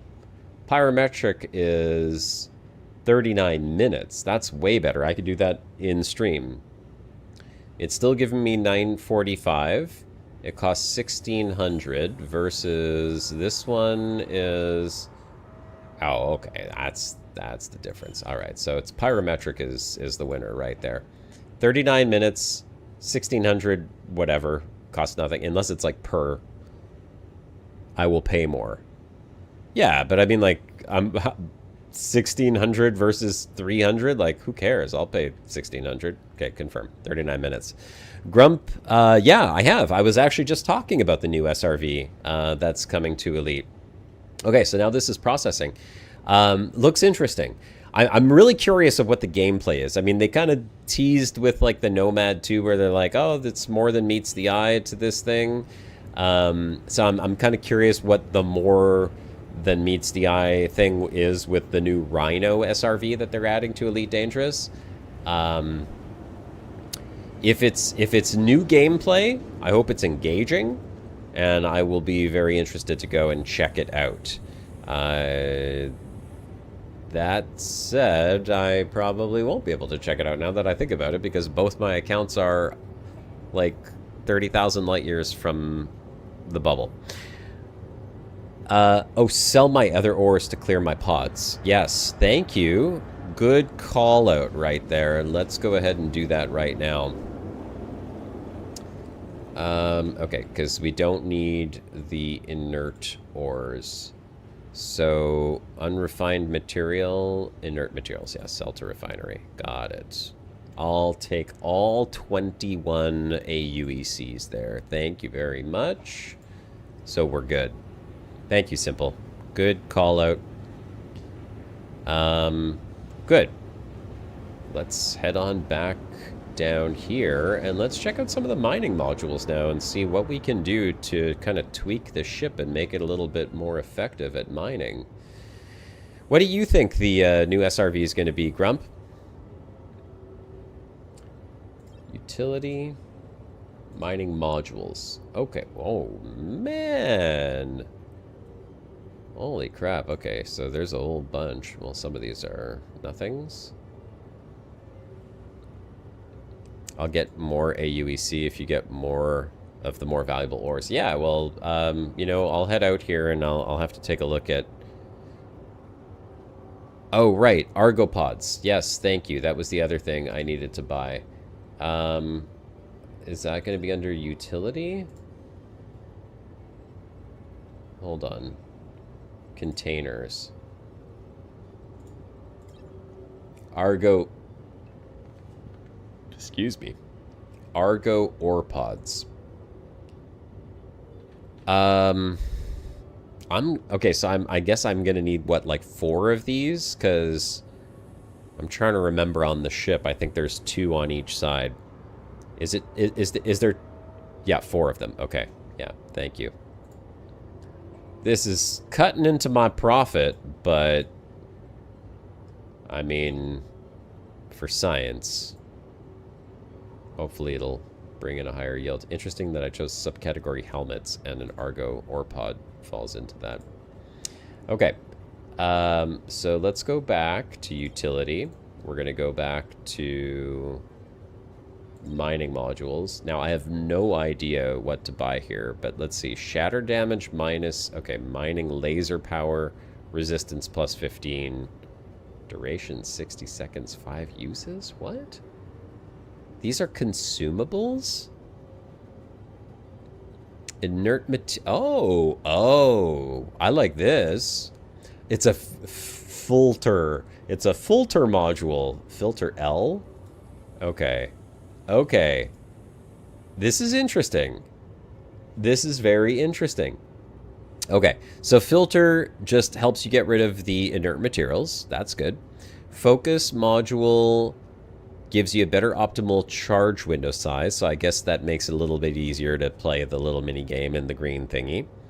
Modules are either active or passive. Active modules have limited uses. Okay, that's, yeah. Thank you. Yeah, that makes sense. More mining laser power. What else have we got? Forel. Oh, that's a limited use one. Okay, I'm just going to skip these limited use ones. Lifeline. Laser instability is reduced, but the resistance is reduced as well. Catastrophic charge rate. What the hell is that? Oh, this is a... Oh, okay. Never mind. That's a consumable one. Rhyme module. These are all consumable ones. Torpid. Okay, here. Torrent is probably... Optimal charge rate. Optimal charge window size. -3. Save time while mining with Torrent. It requires steady hands to hit the sweet spot, but accelerates the charge rate once there. Oh! Okay, so once you're in the optimal window... Oh, okay, right. Optimal charge window size is minimized. Okay, that makes sense. That's a Torrent 2. Optimal charge window size... -1. Oh, no. Okay, I see. It's the optimal charge rate that speeds up the charge of the thing. And then this just reduces the size a little bit to make it just maybe a little bit harder to hit in there. Okay, that makes sense. So that's actually pretty good. I kind of like that. Then there's the Vox. Extraction laser power, so that's... Reduces the charge rate when mining, but makes extracting valuable ore faster. Okay, so that's faster extraction. And then the last one is the XTR. So this one, optimal charge window size is bigger, but you have... Oh, and less inert material. But your extraction laser power is lower. So it can filter out more inert materials. Okay. So I kind of like the Torrent. I guess the difference is just the amounts. So, and the price too, clearly. Optimal charge rate plus 60. Optimal charge rate. Oh, catastrophe. Okay, yeah, that one has the really bad thing on it. That's not what I want. Torrent. Here we go. We're gonna get the base one for now. We'll get that one. And then there was the other one up here, the filter module, which was reduces lasers extraction power. Well, I guess it's 90%. That means we're only losing 10%, but we're also... So I guess the real question is, does this minus 23% affect the overall inert material that's in the rock, or just how much I suck up? I think it's how much I suck up while I'm extracting it from the rock. You personally use the Helix mining head. Okay, I do have that. Then for modules, you use the 2 Filter XL mining modules. Oh, I guess you have like double... You got the 2 mining lasers going on at the same time. I mean, that's a bit of an advantage there. I've only got the single. I got the 1 needle nose mosquito zapper. So, okay. Filter, yeah, filter, and you use the extra. The extra was down here. That's the... Oh, because that also lowers the inert material. Yeah, that's also pretty good. The extra XL optimal charge window size. That's okay. I don't need the window size. I want the torrent for the charge rate, and I want maybe the... Well, the focus also does that too, right? Nah, we'll do the filter. Yeah. Okay. Focus and filter. There we go. So we should have both of those now. We're ready to go. The Helix can attach 2 modules? Yeah, well, so I'm using the 2. I should be good with this, right? Simple, like I can use the focus and the filter, and then we're good.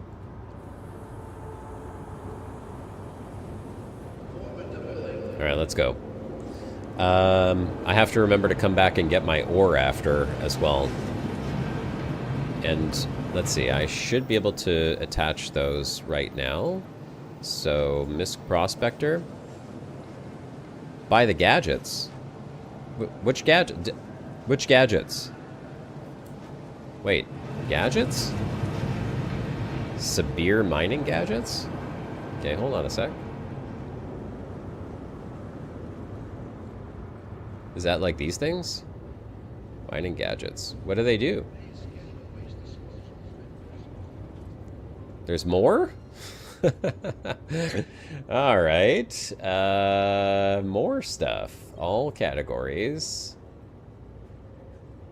Mining modules. Gadgets. Sabir. Handheld gadgets. So I have to go out and put it onto the asteroid? I could do that. I mean, that's kind of cool. What does it do? Optimal charge window size and resistance. Oh. Is this reusable? It increases the instability, but, I mean... What do the other ones do? Resistance minus 30. Oh. Oh, that's so cool. Okay. Oh, that's smart, really. Because then if you get, like, an asteroid that has, like, a high resistance, you can go and lower that down. I don't know what the cluster modifier is. Optimal charge window size minus 30. Wave shift is laser instability minus 35%. Optimal charge window size plus 100. Optimal charge window rate minus 30. I could bring a couple. Yeah, I mean, the thing is, here's the thing. I'm renting the ship. It's a 24-hour rental. I'm going to buy one. Because I'm only streaming till 11, which means we're halfway through the stream. Just, well, a little over halfway through the stream. I want to be able to go and do one more full load, come back, see how much money I made off of that refining, and then this second load will hopefully be more. I'll get a better ore as well, and I'll get to check out some of the gadgets and modules that we're doing, or that we have, and we'll see what that all looks like. While I make my way back to the ship, let me take a quick second to once again say for all of you guys watching over on YouTube, first of all, welcome to the channel. Thanks for joining. Appreciate it. I hope you're enjoying the stream. Seems like you are. There's quite a few of you watching right now. If you're new to the channel and you haven't already subscribed, you're welcome to. You don't have to. But it definitely helps for me, for the YouTube algorithm and all that stuff. So a sub would always be appreciated. And if you can hit the thumbs up button, I mean, if you don't want to sub, that's totally cool too. You can hit the thumbs up button and that's just going to kind of help promote the channel at the same time. So I would also appreciate that. And I'm going to be streaming every Thursday, same time. Started at 8 p.m. We'll be doing 8 p.m. till 11 p.m. This is kind of my new North American streaming time. Normally it would be Saturdays in the afternoon, but I will also be streaming Saturday morning from 8 a.m. till 11 a.m. if you want to join back for another stream. So if you're enjoying the stream and you want to hang out, you can come back here Saturday morning, 8 a.m. and join in. I'm doing the early morning because it ends up being afternoon for the folks over in the UK, and I do have a fairly large UK subscriber base, so I want to try and accommodate them as well. Not because I want you to wake up early on a Saturday morning to come watch me. I don't, honestly, I don't even want to wake up at 8 o'clock in the morning and do that, but, you know, it is what it is. Okay, so we've got some modules. We'll put the filter module there. We'll put the torrent module there. And then I got to grab the other thing that I bought right over here. Oh. Interesting. It's not here.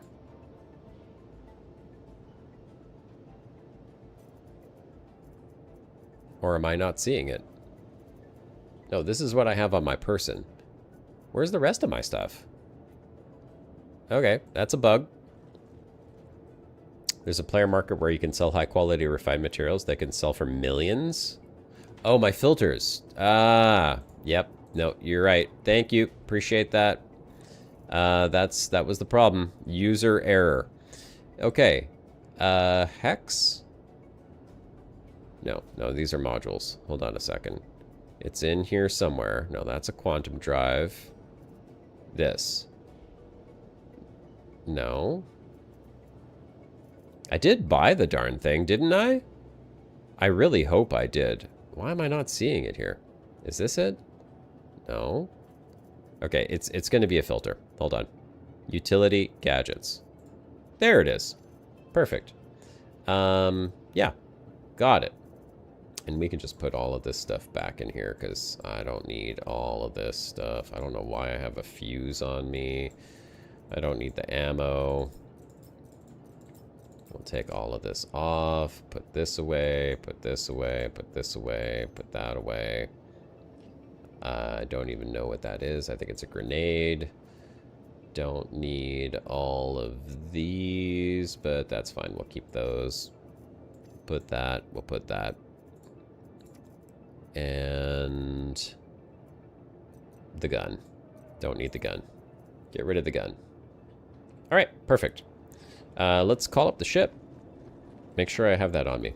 Yes, I do. Where is my prospector? Retrieve. There's a mini game of sorts on the gadget. It should be reusable if it doesn't get destroyed. Or, okay, that's a cool... Oh, I get a reminder when the work order's done? That's great. Yeah, no, perfect. Amazing. Thank you. All right, let's get the helmet on, because if I'm going to go do any kind of spacewalking, I am not doing that sans my helmet. Oh, hold on a second. I didn't put the new Argo pods on, and that was like one of the most expensive things that I purchased, so I'm going to need to do that. And I need to insure my ship too. Dang it. All right, not too bad. What is this? Engage with my audience. YouTube wants me to engage with my audience. Answer viewer questions live. That's funny. YouTube's got an option to engage with my audience where I can start a Q&A and answer user questions live. I'm not sure why I would have to type my answers in when you're live streaming, so that seems counterintuitive, but I will assume YouTube had thought that out thoroughly, and there's a very valid reason for doing that.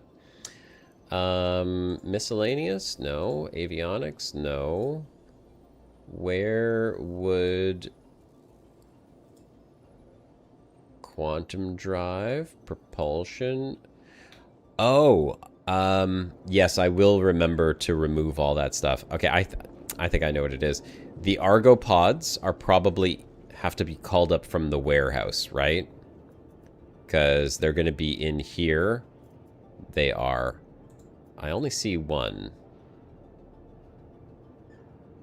I'm fair. Oh, no, it's because I have more. Yeah, okay. I'm going to have to call those up in the warehouse then. And for that, I'm going to need the ship. So let's retrieve the ship. I'll insure it after I attach the Argo pods. And while the ship is getting called up, we'll call up the Argo pods on the freight elevator. So we'll lower that down. You know, some people were telling me that this part of Star Citizen they found was a waste of time. I could see why people would feel that way. But in another sense, it adds a level of immersion. Like, I really do like all of this stuff. Yeah, you could do it from a ship interface. Oh, no. Look at that. That's not good. That's what I was talking about near the beginning of the stream. This happens sometimes. By the way, don't ever try to get on the ship when it does this. All right? It's very bad. I had to do it the other day to my Drake Vulture, which... Oh, can I stop the descent? No, it's good. It's good. Don't. I had to stop my ship from doing that the other day on a planet after the server had a hiccup, and then my ship just kind of like appeared in the sky and fell down to the ground and then like stuck its nose into the ground. I climbed aboard to try and dislodge it, and Yeah, my guy kept like redding out and passing out, and somehow I survived, and I got all the stuff, and I didn't even lose anything that was on the ship, so that was pretty wild. So if I recall correctly, in order to put these argopods on the ship, I will have to get on the ship and then unlock my modules. And then I can tractor beam them off, slap them in the elevator, and put these bad boys on there. Oh, come on. Alright. Watch what's gonna... No. You know what? I'm gonna insure the ship now, because I got a bad feeling about this. Let's insure the ship.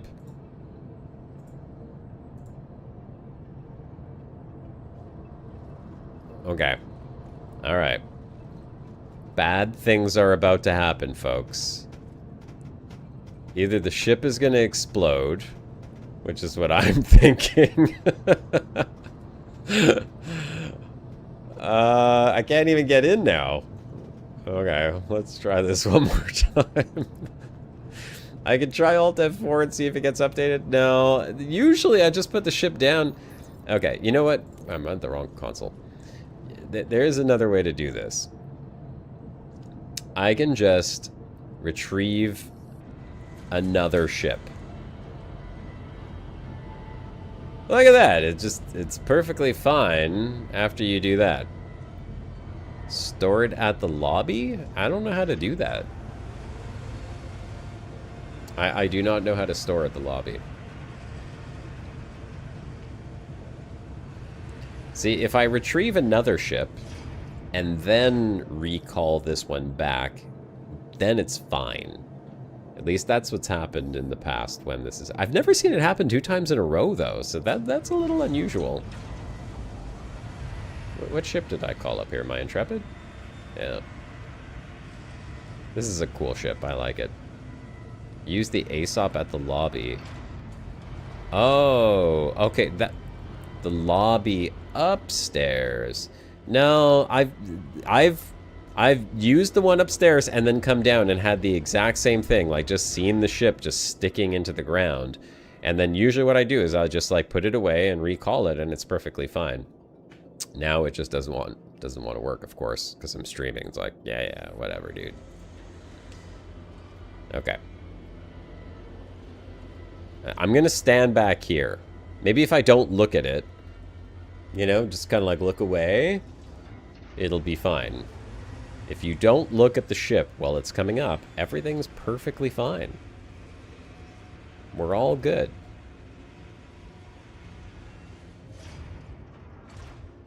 Watch, it's gonna be fine now. Or... oh, no. Okay, no. Now, we're not gonna look at the ship. We're just gonna slowly walk towards it backwards, making sure that we don't step onto the bad area. And when we turn around, it's gonna be perfectly fine.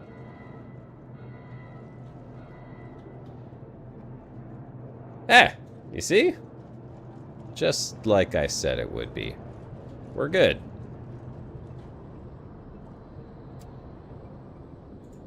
There we go. Immersion, baby. That's right. That's the immersion for you. Just pretend like that never happened. I mean, look, this is the type of bugs that this game has, and I can't say that. Yes, I'm not forgetting the argopods. I have to unlock the ship first, though. I'm not saying that bugs like that can't be frustrating, but they're not like rage-inducing, you know. Look, I've lost entire cargo. That was really frustrating. Got disconnected from the game with a ship full of cargo, and my ship had a bunch of modules on it, and I didn't think I had it insured. That was a little frustrating. Yeah, ship comes up, it's glitched. Yeah, whatever. It's not a big deal. You know, if you could fix it in a couple minutes or less. Oops. I think there's a little lag right now. Yes, there is. Okay, maybe that's why.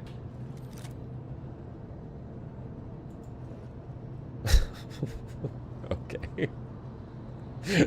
Hang on, I'm not touching anything.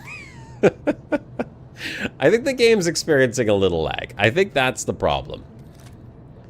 Let's try one more time. Big gun? I mean, big tractor beam? Come on, where are you at?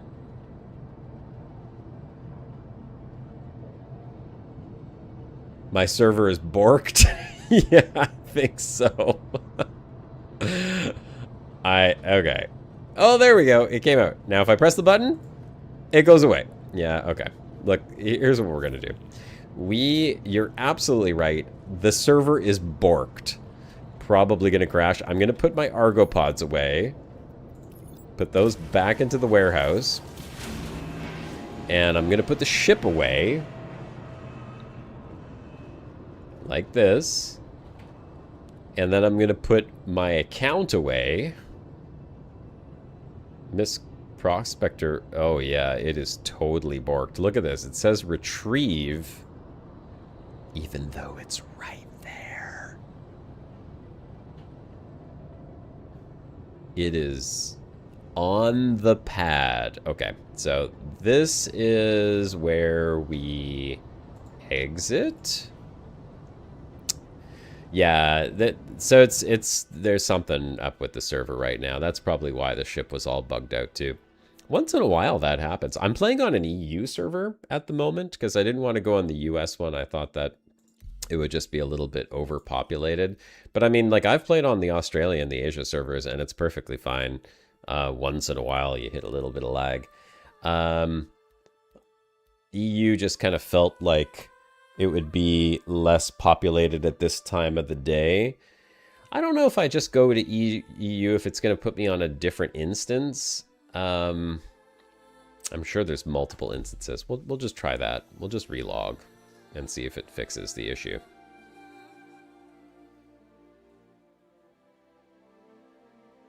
I will end up back in my bed though, and I'm going to have to run back, so...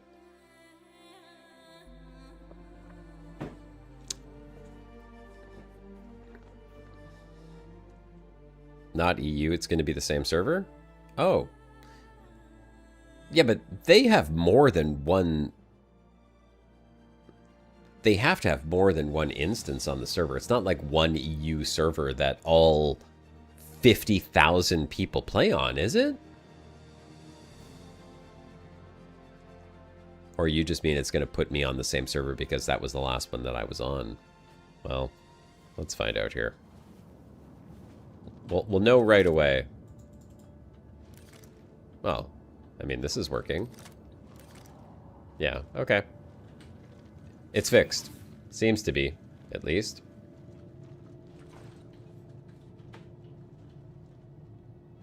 Yeah. We're good.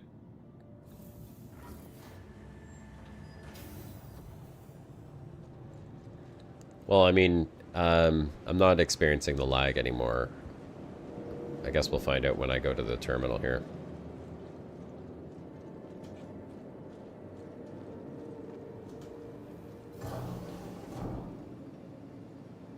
Hello, sir. Okay. Welcome to the ASOP Vehicle Retrieval System. Miss Prospector. Vehicle selected. Please visit us again. All right.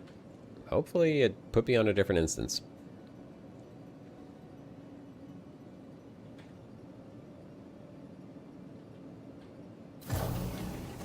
Uh-oh. Maybe it didn't.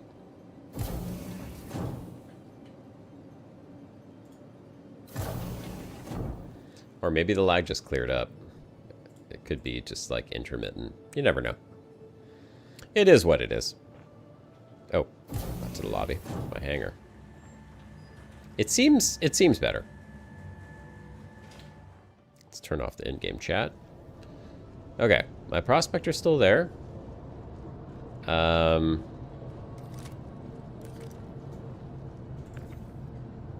Okay, there we go. We're good.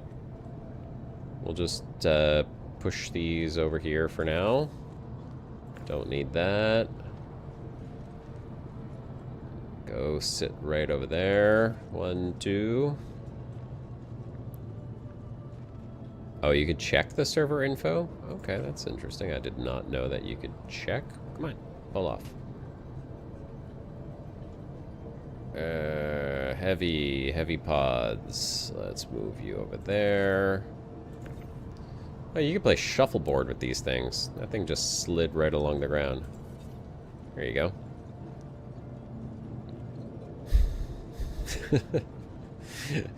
Get a little curling action going with the argopods. Alright, let's bring up... Where are the other argopods? 1, 2, 3, 4. Summoning pods.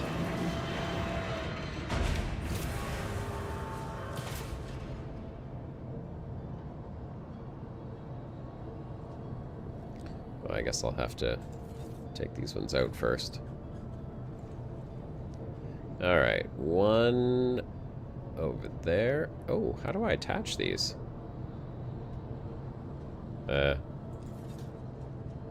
How in the hell do you attach that in there?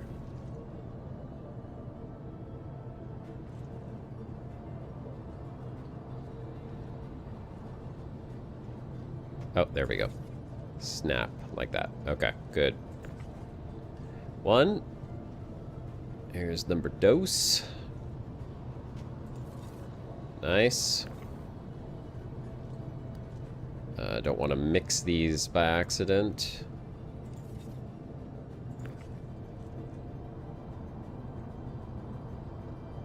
Put you in the back. And then this is the last one here. Go there. Now I definitely have to reinsure it with these argopods on there because these are expensive.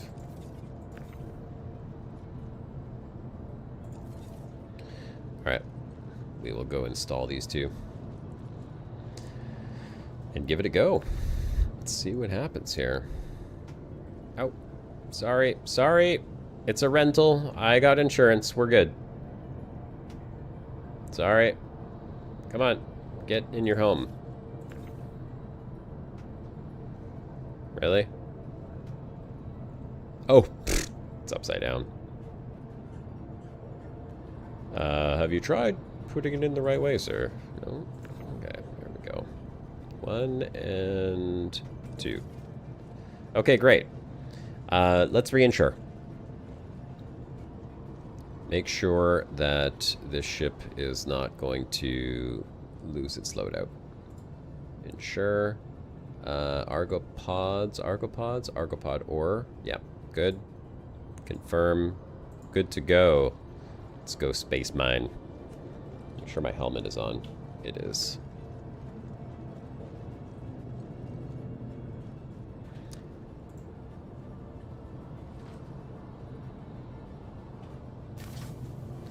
Okay. So, what kind of ore do I want now? Obviously, titanium is a done deal. What do I want to look for that's actually worth a damn?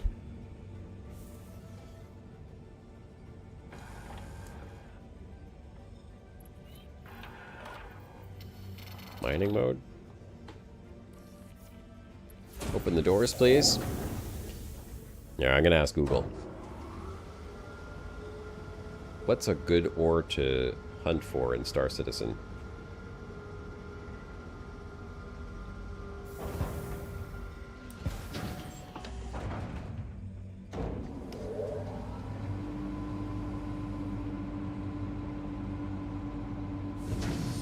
Gold, Bexelite, Borase, and Terranite.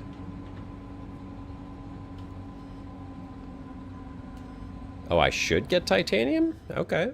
I mean, I'm okay with titanium. I didn't know that that was a good one. But they say gold, bexolite, borace, and taranite are good money. 90% titanium, less than 650 quality. Leave it. I don't know how to check the quality, though. Maybe that's something that I have to look at on the next scan here. So it's the quality of the titanium that makes it good. Okay. Let's start our scanning again. I kind of like how scanning works, too. I think it's a pretty cool... oh, I don't know what the scan code is for titanium. That would be handy to know. I like the way it works where you have to, like, narrow your beam down. Let's see what we got here. Bexolite. Okay, so that's actually the second one on the list. Gold, bexolite, borace, or taranite. So should I be going for that bexolite?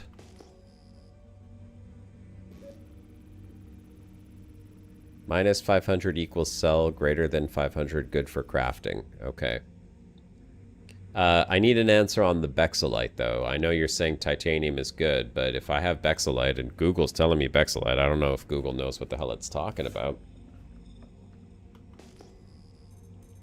I mean, it probably doesn't, because it's Google. But we do have raw bexolite right there. Let's see what else we got.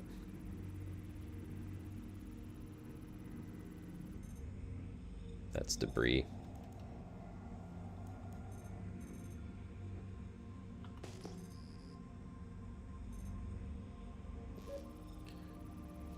The quality ore goes for player trading, though. The NPC store will not know the difference, and the price will not scale. It's more, okay. Get bexolite, too? Okay. So, we'll get the bexolite, then. Bexolite was right there, right? Of course. Hold on, I gotta fix my... Oh, well, there's titanium there. What's better? What is better in terms of sale value? Bexolite or titanium? Bexolite sells for 29k per SCU at the big cities. What does titanium sell for? Because, I mean, there's bexolite right here. I mean, I like 29k. I get 8.8k per SCU of RMC on my my salvager. So I'm down for 29k. I'm guessing that's refined. Titanium's 8.3. Yeah, bexolite. Bexolite is the winner. Okay, ding, ding, ding. Not even close. So bexolite is on the list.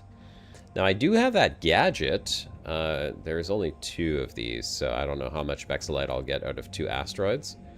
So I do have the gadget. Oh, check the quality. So let's see. Okay, the quality is on the right. Okay, I see. So this is the quality, 597. Well, there's only a little bit at 597. There's gold in here too, over 500. I can get economy prices on UEX Corp website. Okay, well, I'll have to check that out. Not at the moment. Let's see, this one here. Wow, I guess it's the exact same quality in both. It says impossible. Hold on a second. That one says medium. This one says impossible. So I'm assuming impossible means I cannot mine it, right? But medium, I can. I don't know why the optimal is in this warning area. Use severe to help the rock breaking? Okay. Yeah. That sounds good. We'll try. I will use severe.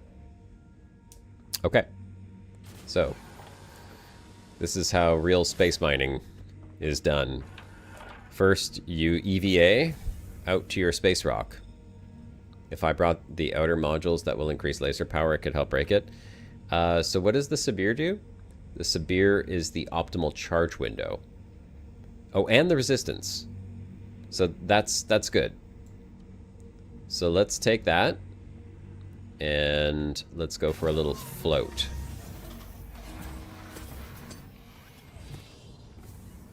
Oh. Okay. Weird animation there. Okay. Just going for a little spacewalk over to this asteroid.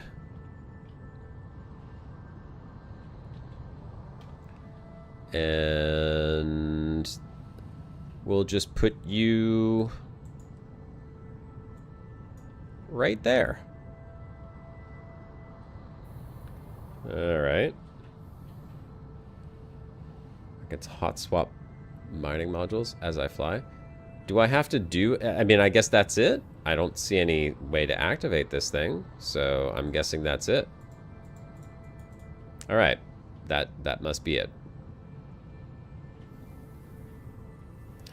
Oh, I love EVAs.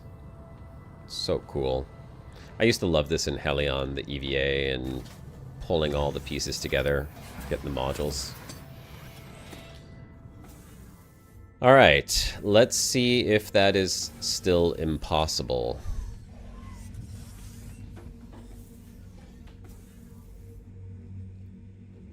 Move sliders. Wait, did I have to move the sliders on the little thingy? It still says impossible. Okay, so I have to go back to the rock. Okay. I have to go back to the rock. Then activate it. I did it bad. It's my bad, folks. It's a mini game. Okay, my bad. Did not know. I have learned my lesson. I will go back into space. And I will do the mini game. Which apparently I did not see. Let me just flip over here. So... which sliders? Oh. I see. If it still says impossible, I gotta find someone to help me break this or skip this rock. Okay, so these are the sliders here. If my guy would stop, like, wiggling around, that would be wonderful. Hang on a sec.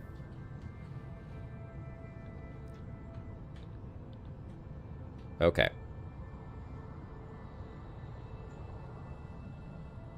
Field range. Waveform accuracy. Oh, I guess I'm trying to get the waveform to match.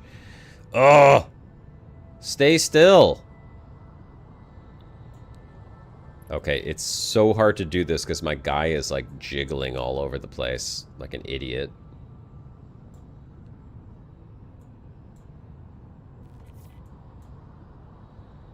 Oh my god.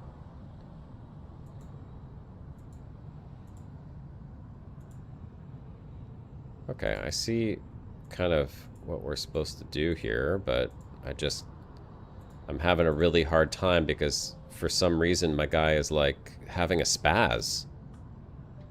Like, can we just please like stay put?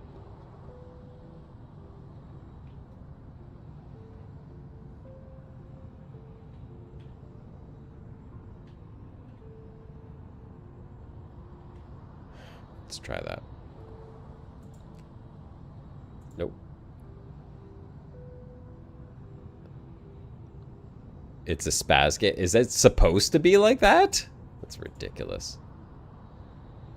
So what am I trying to do? I'm trying to get the accuracy up as high as I can, right?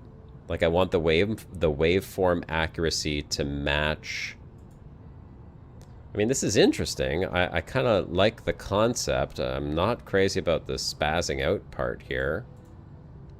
55, 57, 60, 65, 82. Okay. Oh, okay. Hold on. We're getting there. We're getting there. Oh, no. 81, 82, 84. What am I trying to get to? Oh, I need at least 90%, you said.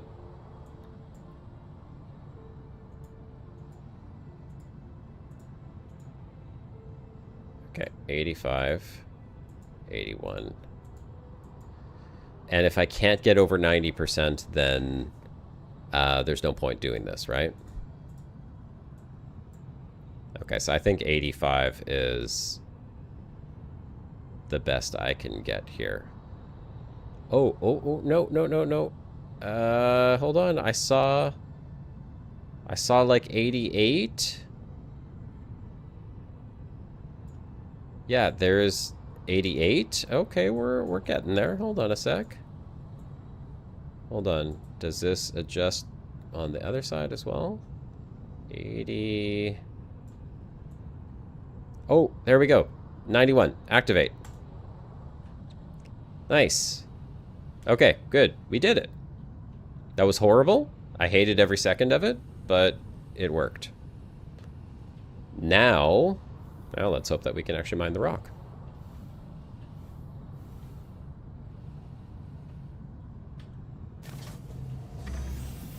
Let's see what happens. Thanks for the advice on moving the things, because I had no idea. I thought you'd just go and place it on the rock.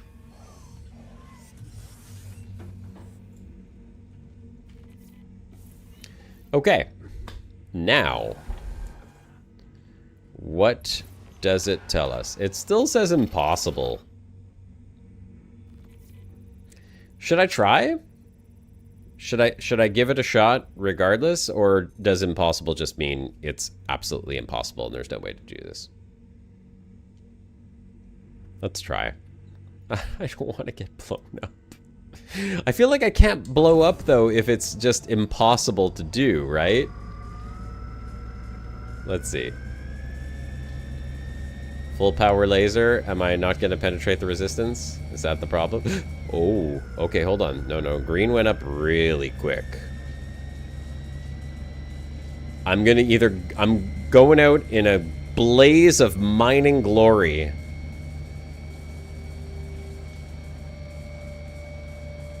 It's going.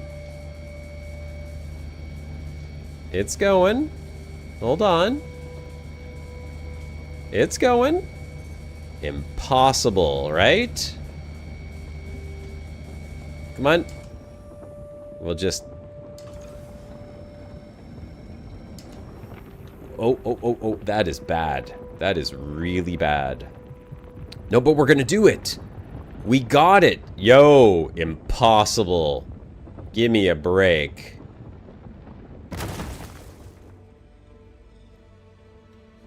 I don't think so. Yeah, let's scoop this up. Let's get this right now. Impossible, hey? They said it was impossible, and now it is very easy. Now let's scoop up all this good Bexolite. Apparently that was it. And now it's not impossible. Now we can really do this the right way. Oh, that optimal window is small, though. Oh, my God. Okay, that's ridiculous.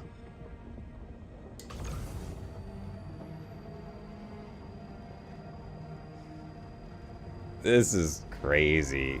Okay, come on. Oh, no, come on. Don't explode. Don't explode. You got it. You got it. Yeah. Got it. What's the... This is all Bexolite, too. Perfect. 28,000 per SCU.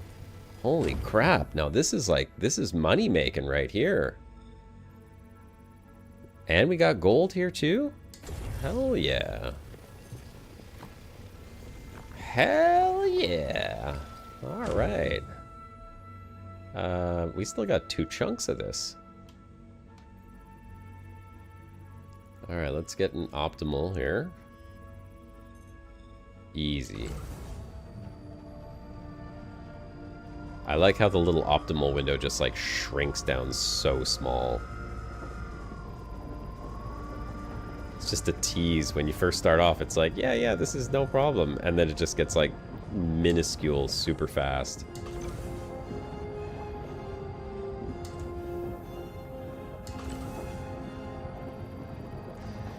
We got this. Okay, so mining is definitely a lot more engaging than scraping. I can say that with no degree of uncertainty anymore. Scraping is kind of like a brain-dead sort of activity. You just go there and you point your thing and you paint it, which is nice. I'm not gonna lie, I really like that gameplay. It's very chill. You don't have to think too much. You don't have to worry about your ship blowing up. You're really just, you're playing Power Wash Simulator is basically what it is. But I guess the real question will be like, how much am I making here? Because I know that one full load in my Drake Vulture of RMC, I'm gonna net 330,000 credits. Now you guys are saying you can make a lot more. Scraping is just one part of salvaging. Yes, that's true. There's scraping, then you have to fracture the ship, and then you have to, I mean, then you can scrape a little bit more. You also have to remove the modules from the ship if you can. Some ships have modules, others don't. And then, of course, you can also get the construction materials when you disintegrate it and sell those. I think you have to refine the construction materials. I haven't done that yet, though. I've just been scraping. Scraping's pretty simple and consistent, so I haven't pushed the I haven't pushed that gameplay too much further than that.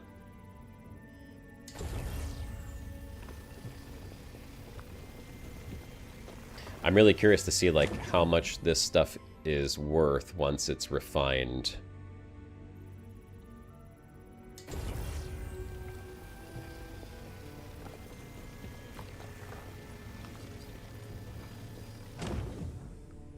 Okay, so how much have I got? I've got 3.5 SCU of Bexelite. Yes, I was simple. I was able to get Sabir activated. It was tricky, it was spazzy, and as I said, I hated every second of it, but it worked.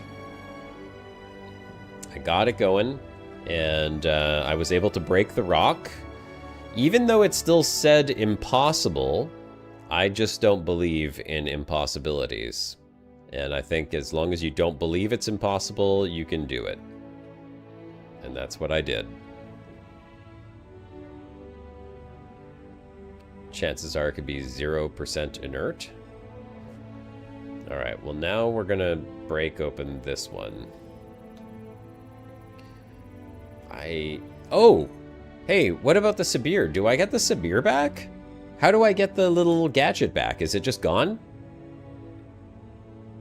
Yeah, no, there is another Bexelite here. I can get this one. Oh, wait, did you mean back where I was just a second ago?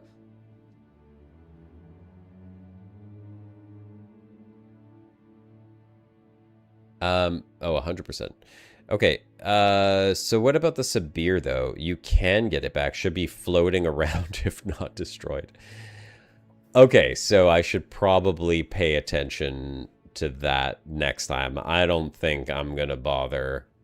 Let's see, if I just back up a little bit here. I mean, if I'm really lucky, it'll just be like right there, but that thing's tiny, man. I don't think we're gonna get it back. Yeah. Space is big. Yeah. Space is big. Space is big. Even if you have a ship floating around, it's sometimes hard to see it. So let's just forget that idea. That's a waste of time. I'm gonna harvest this Bexelite. Yeah, I'm not gonna bother. You're right. It's a huge waste of time. I'm gonna harvest this Bexelite, and then I'll maybe do one more asteroid. Okay, let's see if we can get this one. Oh, it says easy now. That's funny, because before it said medium. So the asteroids are indecisive. They change their mind depending on their mood, apparently.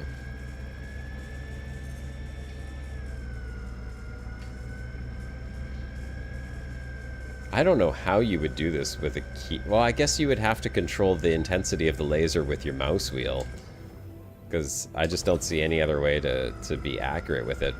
Fortunately, my joystick has like a nice little slider on it that's very, very smooth. So super easy to control. Although the instability does make it a little bit finicky still. The mass of the rock determines if you could break it or not. 15k mass is your general limit. Oh, okay. What do we got here?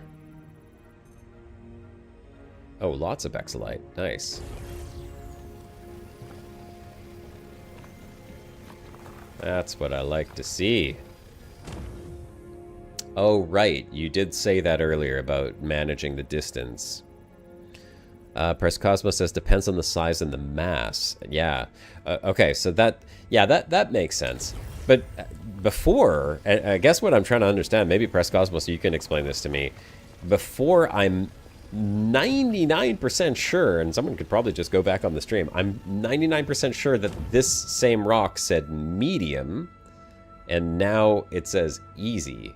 So what would have changed that it's easy now?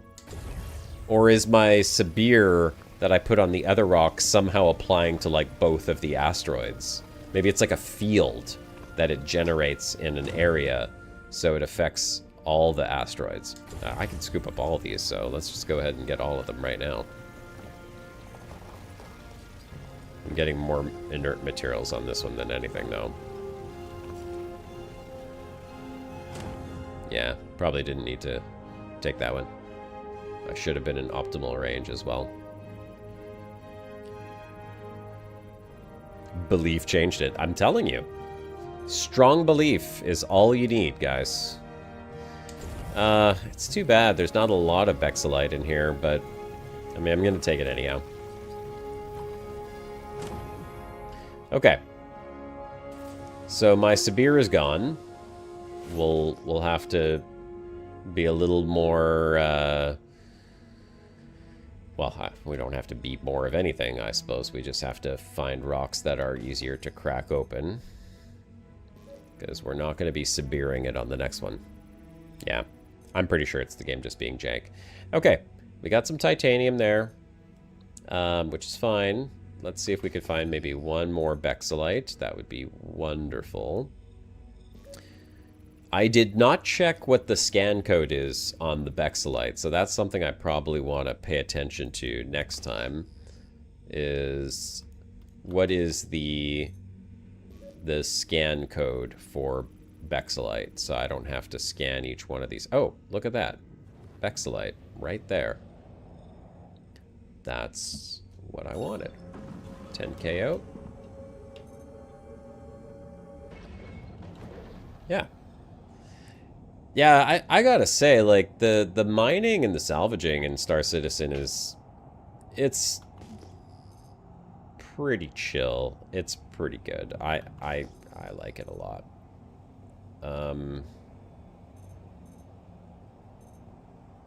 Where did it go? I didn't think I flew past it. Warning, major torque imbalance. What the hell?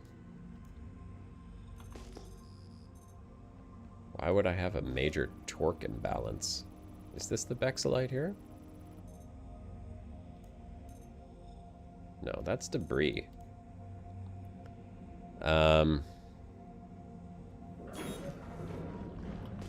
I think... Oh, there it is. How did I get further away from it? Okay, whatever. I'm not gonna question the way this game works sometimes. It just is the way it is. The impossible rock may have damaged me. Maybe. I don't know how. But looking up at my little status up here... hold on one sec. Gotta make sure I'm still going in the right direction. Like, I don't know if I'm imagining this, but these look like they're red, and I don't know why this in the center is all red here as well. Hopefully that's not a bad thing. I can still go mine. Should be fine. I mean, I didn't crash into anything. See the orange indicator on my optimal range?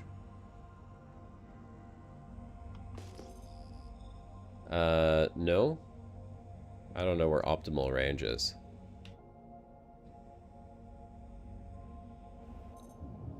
Here. We got lots of Bexalite here. That's what we want. Okay, look at this. I didn't crash into anything, so... Whatever. It's fine. This is fine, folks. It's perfectly fine. Okay, impossible. Oh, that one I could just scoop up right now. Yo. I don't even have to fracture it. It just says easy. Okay, let's get into optimal range. Perfect. Let's just scoop it right up. There's a lot of inert material in there, but... I mean, free Bexalite. Okay, what else we got?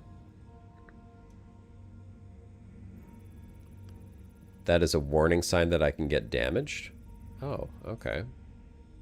Okay, so there's more inert material, but we're scooping it anyhow.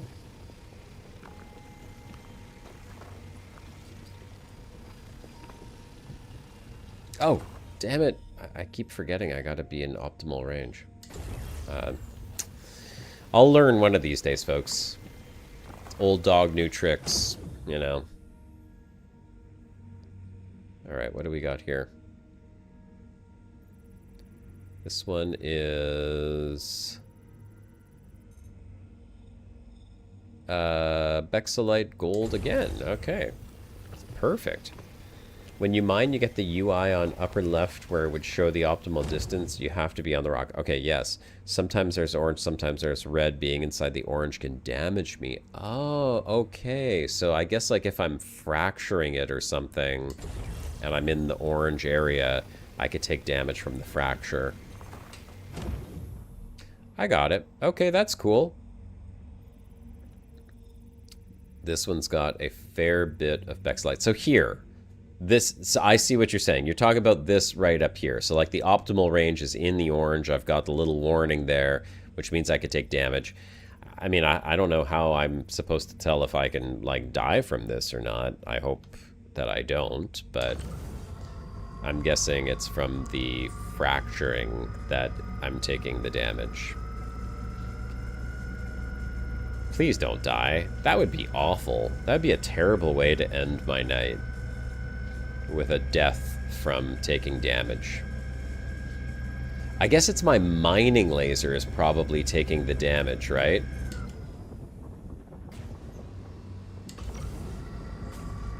Yeah, that's probably what it is. That's why my mining laser is red. Okay. Oh, this is tricky.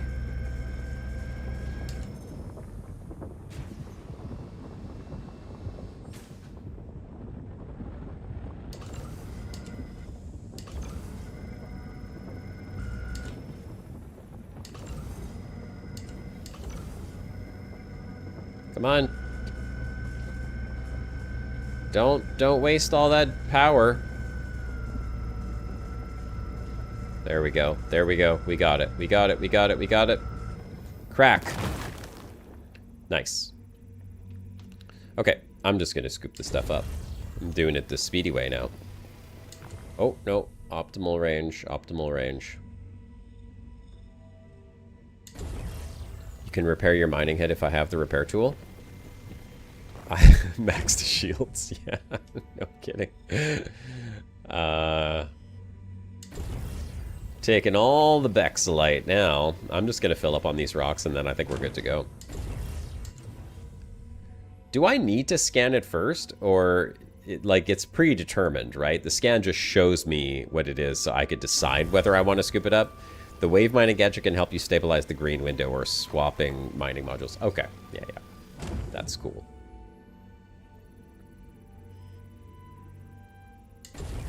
I'll take it all. Oh, this is great. 11 SCUs at 28k a pop. Like, not bad. And I'll say, like, if that's the case and I don't have to refine it and I can still make money, I don't know. I guess I still have to refine it though, right? Like, that's kind of like a must have. You must refine.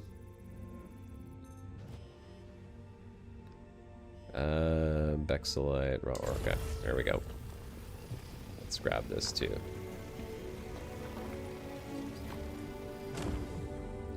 Okay. Nice.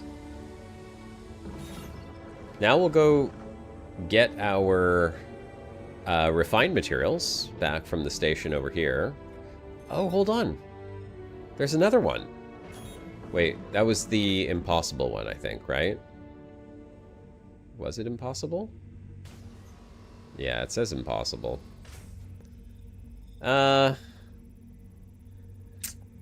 It says impossible, but again, I don't know. I'm not sure if I totally believe that. Okay, screw it. I'm not gonna take a chance right now. Yeah. Where's station?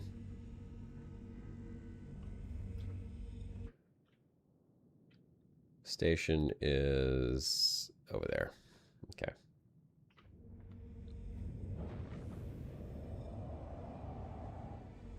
We will go that way. You haven't really dabbled in what's optimal for refining than selling, or just selling raw ore? You got to do some math. Yeah. Cyber Viper? Good to see you, Commander. Thanks for joining in. First time chat, too. Welcome to the stream, Cyber Viper. We are warning major torque imbalance. Yeah. I don't know. Again, I'm not sure why there's a major torque imbalance, but I'm going to guess it's because of all of the weight from the argopods, maybe? I guess that could be it. Having fun over here? Yeah. So far, can't complain. Trying mining for the first time. Oh, I damaged one of my maneuvering thrusters. Oh. Oh, okay, that's interesting. Thank you for that. I was wondering what would have caused that. How do I tell? I mean, there's no engineering on this ship, so I guess I can't tell that specifically. Is there a way to repair that outside of a station, or do I have to be docked to fix that problem?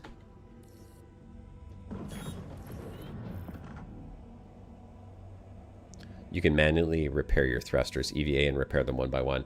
Okay, so I guess I would just have to have the repair gun or whatever. The multi-tool.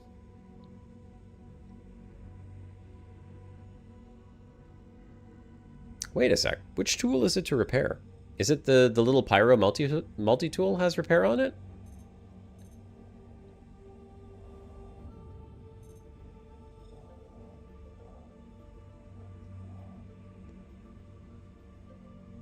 Yeah, I'll just repair it at the station. Easiest to do in the station. Yeah. No, mining has been fun. So far, I've enjoyed it. I'm not sure if I like it more than salvaging. I'm gonna say that I honestly kind of came in here thinking that mining would be like the same. I thought it was going to be like, oh, mining and salvaging are basically just the same activity, just a different shade. And they're not. I'm actually pretty surprised to find that they're quite different from one another. Mining definitely has way more engagement and interactivity, especially with those gadgets that we just saw on the last mine, or on the last asteroid. I mean, there's so many more of them. I didn't even try the one-time use things, the little other gadgets there that were one-time use. So, I mean, I'm sure that would also add some complexity and some more depth to the way that mining works. Let's go ahead and store the MISC Prospector. So that's interesting. And, I mean, in terms of the payout, I guess we're going to find out right now. I'm going to go head over to the refinery. I'm going to take a look at how much the titanium that I refined is now going to sell for. It should be all done. So we should at least be able to see how much I can make off of that. You're saying mining has more depth because it connects to crafting, which is another loop. Yeah, I will have to...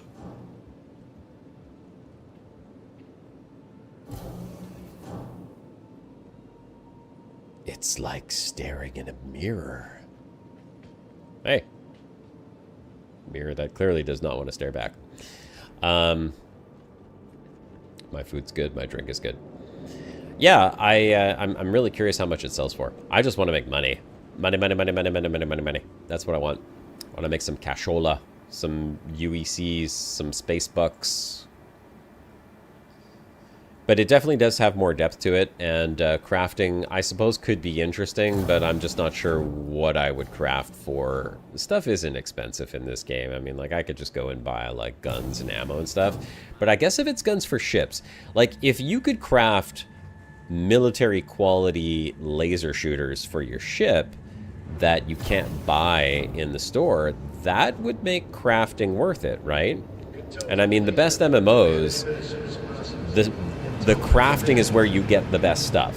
It should always be where you get the best stuff. So if crafting in this game is where you get the best stuff, then crafting makes sense. Try crafting salvage heads or mining heads? Oh, okay. I mean, that could be interesting. All right, let's check our ore sales. Oh, no. No. It's not the MISC Prospector. Do I have to come back here and... Yeah, let's come back here and check my work order. One complete work order. Select storage option. I'm going to put it in the station. And then I'm going to collect. Confirm to deliver the work order. Please click collect. Yeah. Okay, work order delivered. Now, let's see. Oh man, I want to see big bucks. I really, really want to see big bucks. Oh, it's still just showing me select a location. How come I can't select the station? It's only letting me choose my prospector.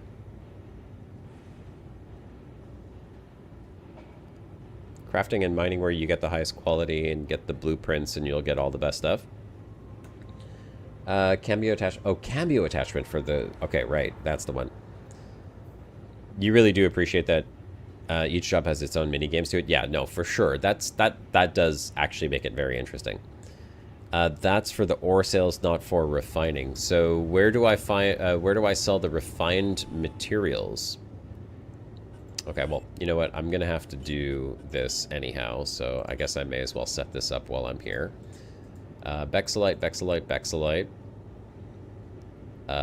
Gold. Boraes. Inert materials we're gonna leave. I believe we can do this one, right? Because this is the long one, 4 hours, 554 yield. Let me just double check that. Okay, so that's still 554, and if I check this one, 400, and it seems like that is still the same, 488. Get quote, 401. Yeah, okay. So pyrometric is the faster, more expensive one. I think there was one other one that had a 488 in Ferron. 574. Okay, Pharaon is kind of like mid-range, so a little bit more expensive, a little bit more time. But Dynix is the long one with the least cost and the best yield. So we'll do that one. Work order accepted, 4 hours. I can pick that up tomorrow morning. And then this ore sale, I want to get rid of the inert materials, so I'm just going to sell it all. Got it. Try SC Trade Tools website or UEX website. Pyrometric is a high yield one. Yeah, thank you.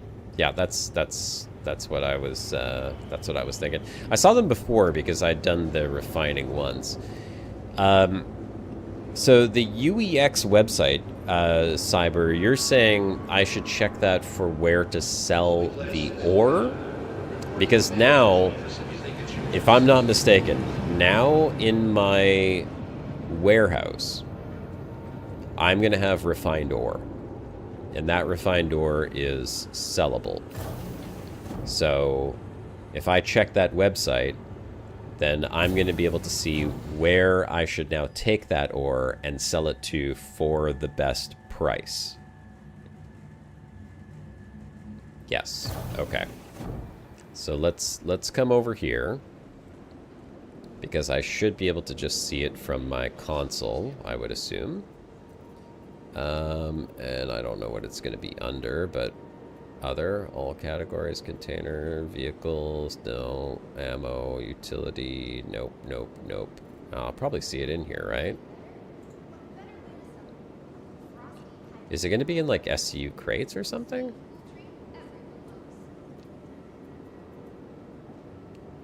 I don't see it. Other. These are... Filter with the box button? Okay.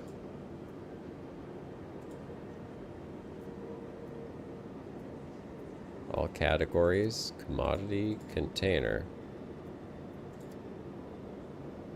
Well, I ain't seeing it here. Hope that it didn't just like magically delete itself. Weird. There's another word for that. It's called Star Citizen. I'm pretty sure I said collect, right? I mean, it could be server lag. I did, yes. Have to access at freight elevator. Oh, okay. Press Cosmos is saying I have to access it at the freight elevator. So let me just head down to... I mean, I hope that's it. I thought you'd still see it, though, right? What happened, Simple? I went to check my inventory at the, whatever it's called, storagey thing, and I just don't see the ore sitting in there. Yeah, in the freight elevator, okay. You know... Okay, that's weird. Don't know why my platform was just deciding to come up all by itself. I will say that oftentimes... Oh, there it is. Titanium. Okay.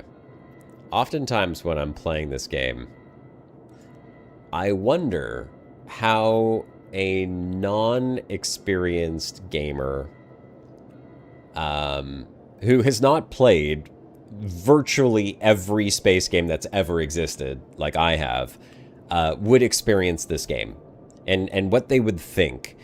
I will say much of the game is somewhat intuitive, right? Like it's easy to intuit what you would actually need to do in order to get something accomplished in the game, because they've kind of built it into like real world systems with like refineries and all of that stuff.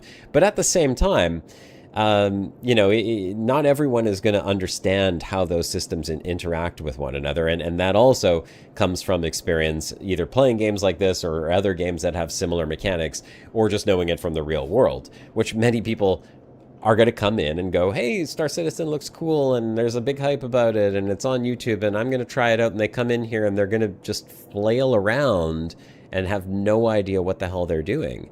So from like a new player perspective, excuse me, and I get why they added in like the whole help people out. I don't remember what they call it, but is it the festival or whatever, where you can like be like a mentor to new players and help guide them through stuff. I think that is really important because this game does not hold your hand. And it's not to say that there's lots of games that don't hold your hand. Sure, there's plenty of games that don't hold your hand, but this game is particularly deep and complex in the systems that are built into it, which is what makes it beautiful and terrifying, I think, at the same time, and why I hope that the game eventually does launch and succeed. And also what's drawing me into it right now is the complexity of it. So there's a lot of great things about it, and yet at the same time, it's kind of terrifying that it exists. Yeah, strong reason they let us sign up as guides. I think it's a very smart move on their part to have that happening. Okay, so I'm curious now because like this one here, hang on one second. This is just ore. And it's not in a crate. That one says 4 SCU. This one says 1. What do these look like? I'm going to lower the elevator. Didn't need the slop thumbnail. Did I make a slop thumbnail for this stream? Sorry, Martin Derg. Didn't realize it was a slop one. I was doing a lot of things when I made that thumbnail, including trying to completely rebrand my channel to accommodate the fact that it is no longer going to be an elite, dangerous, exclusive channel as it has been for a long time. I will try to do better. Okay. I'm glad to see it put them into containers, so that's good. It's not just pulling up a bunch of rocks and rubble that I need to figure out what to do. So that's good. So all of the stuff is there. I guess the next part of this journey into mining is now to figure out how the hell I'm going to sell this stuff, which is most likely going to entail me throwing it into one of my ships and hauling it off somewhere for sale. And then I'm going to have to see how much it actually sells for and where to sell it. The Prospector is not going to be the ship to do that because it just does not have the storage. The Crusader, not so much. The Drake is probably my best bet there. I mean, it's got... The MISC says 32, but that's a lie. It's not actually 32 cargo. It's 32 ore, unrefined ore space. The Drake's got 12. And maybe... depending on how much I store and do in one shot, maybe it's renting a freight ship to do that. That could be the next phase of mining. Which, you know, as we wrap up here, I'm going to say I did enjoy the mining. It's more than what I expected. As I was saying before, I kind of expected it just to be a different flavor of salvaging. It's not. It's more in depth. It's more engaging. There's definitely more interactivity with it. The gadgets are interesting. I find that to be very cool.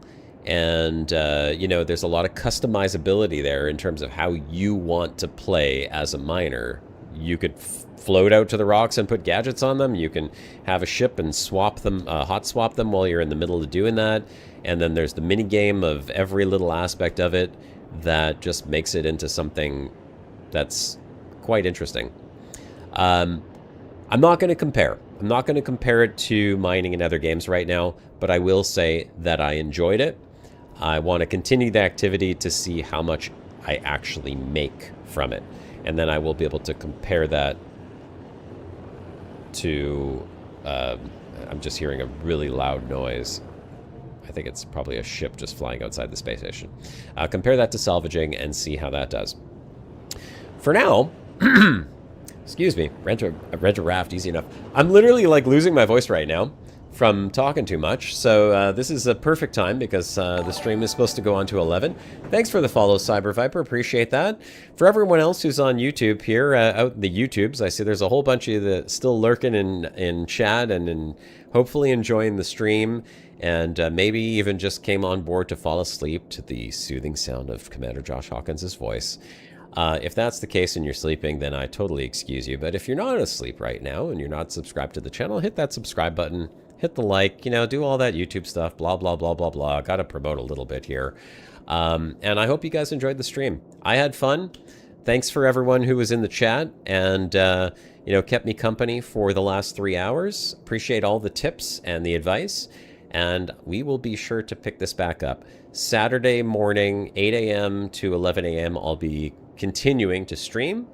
May continue with the mining, or we might do some different activity. But that's when it's going to be. And then if you want to come back here every Thursday at 8 p.m. Eastern Time until 11 o'clock, I will be streaming Star Citizen on both Twitch and YouTube, where you can find me on either platform of your choice. Thanks so much, everyone. Really appreciate it. And for now, this is Commander Josh Hawkins signing off. Have a good night, everyone.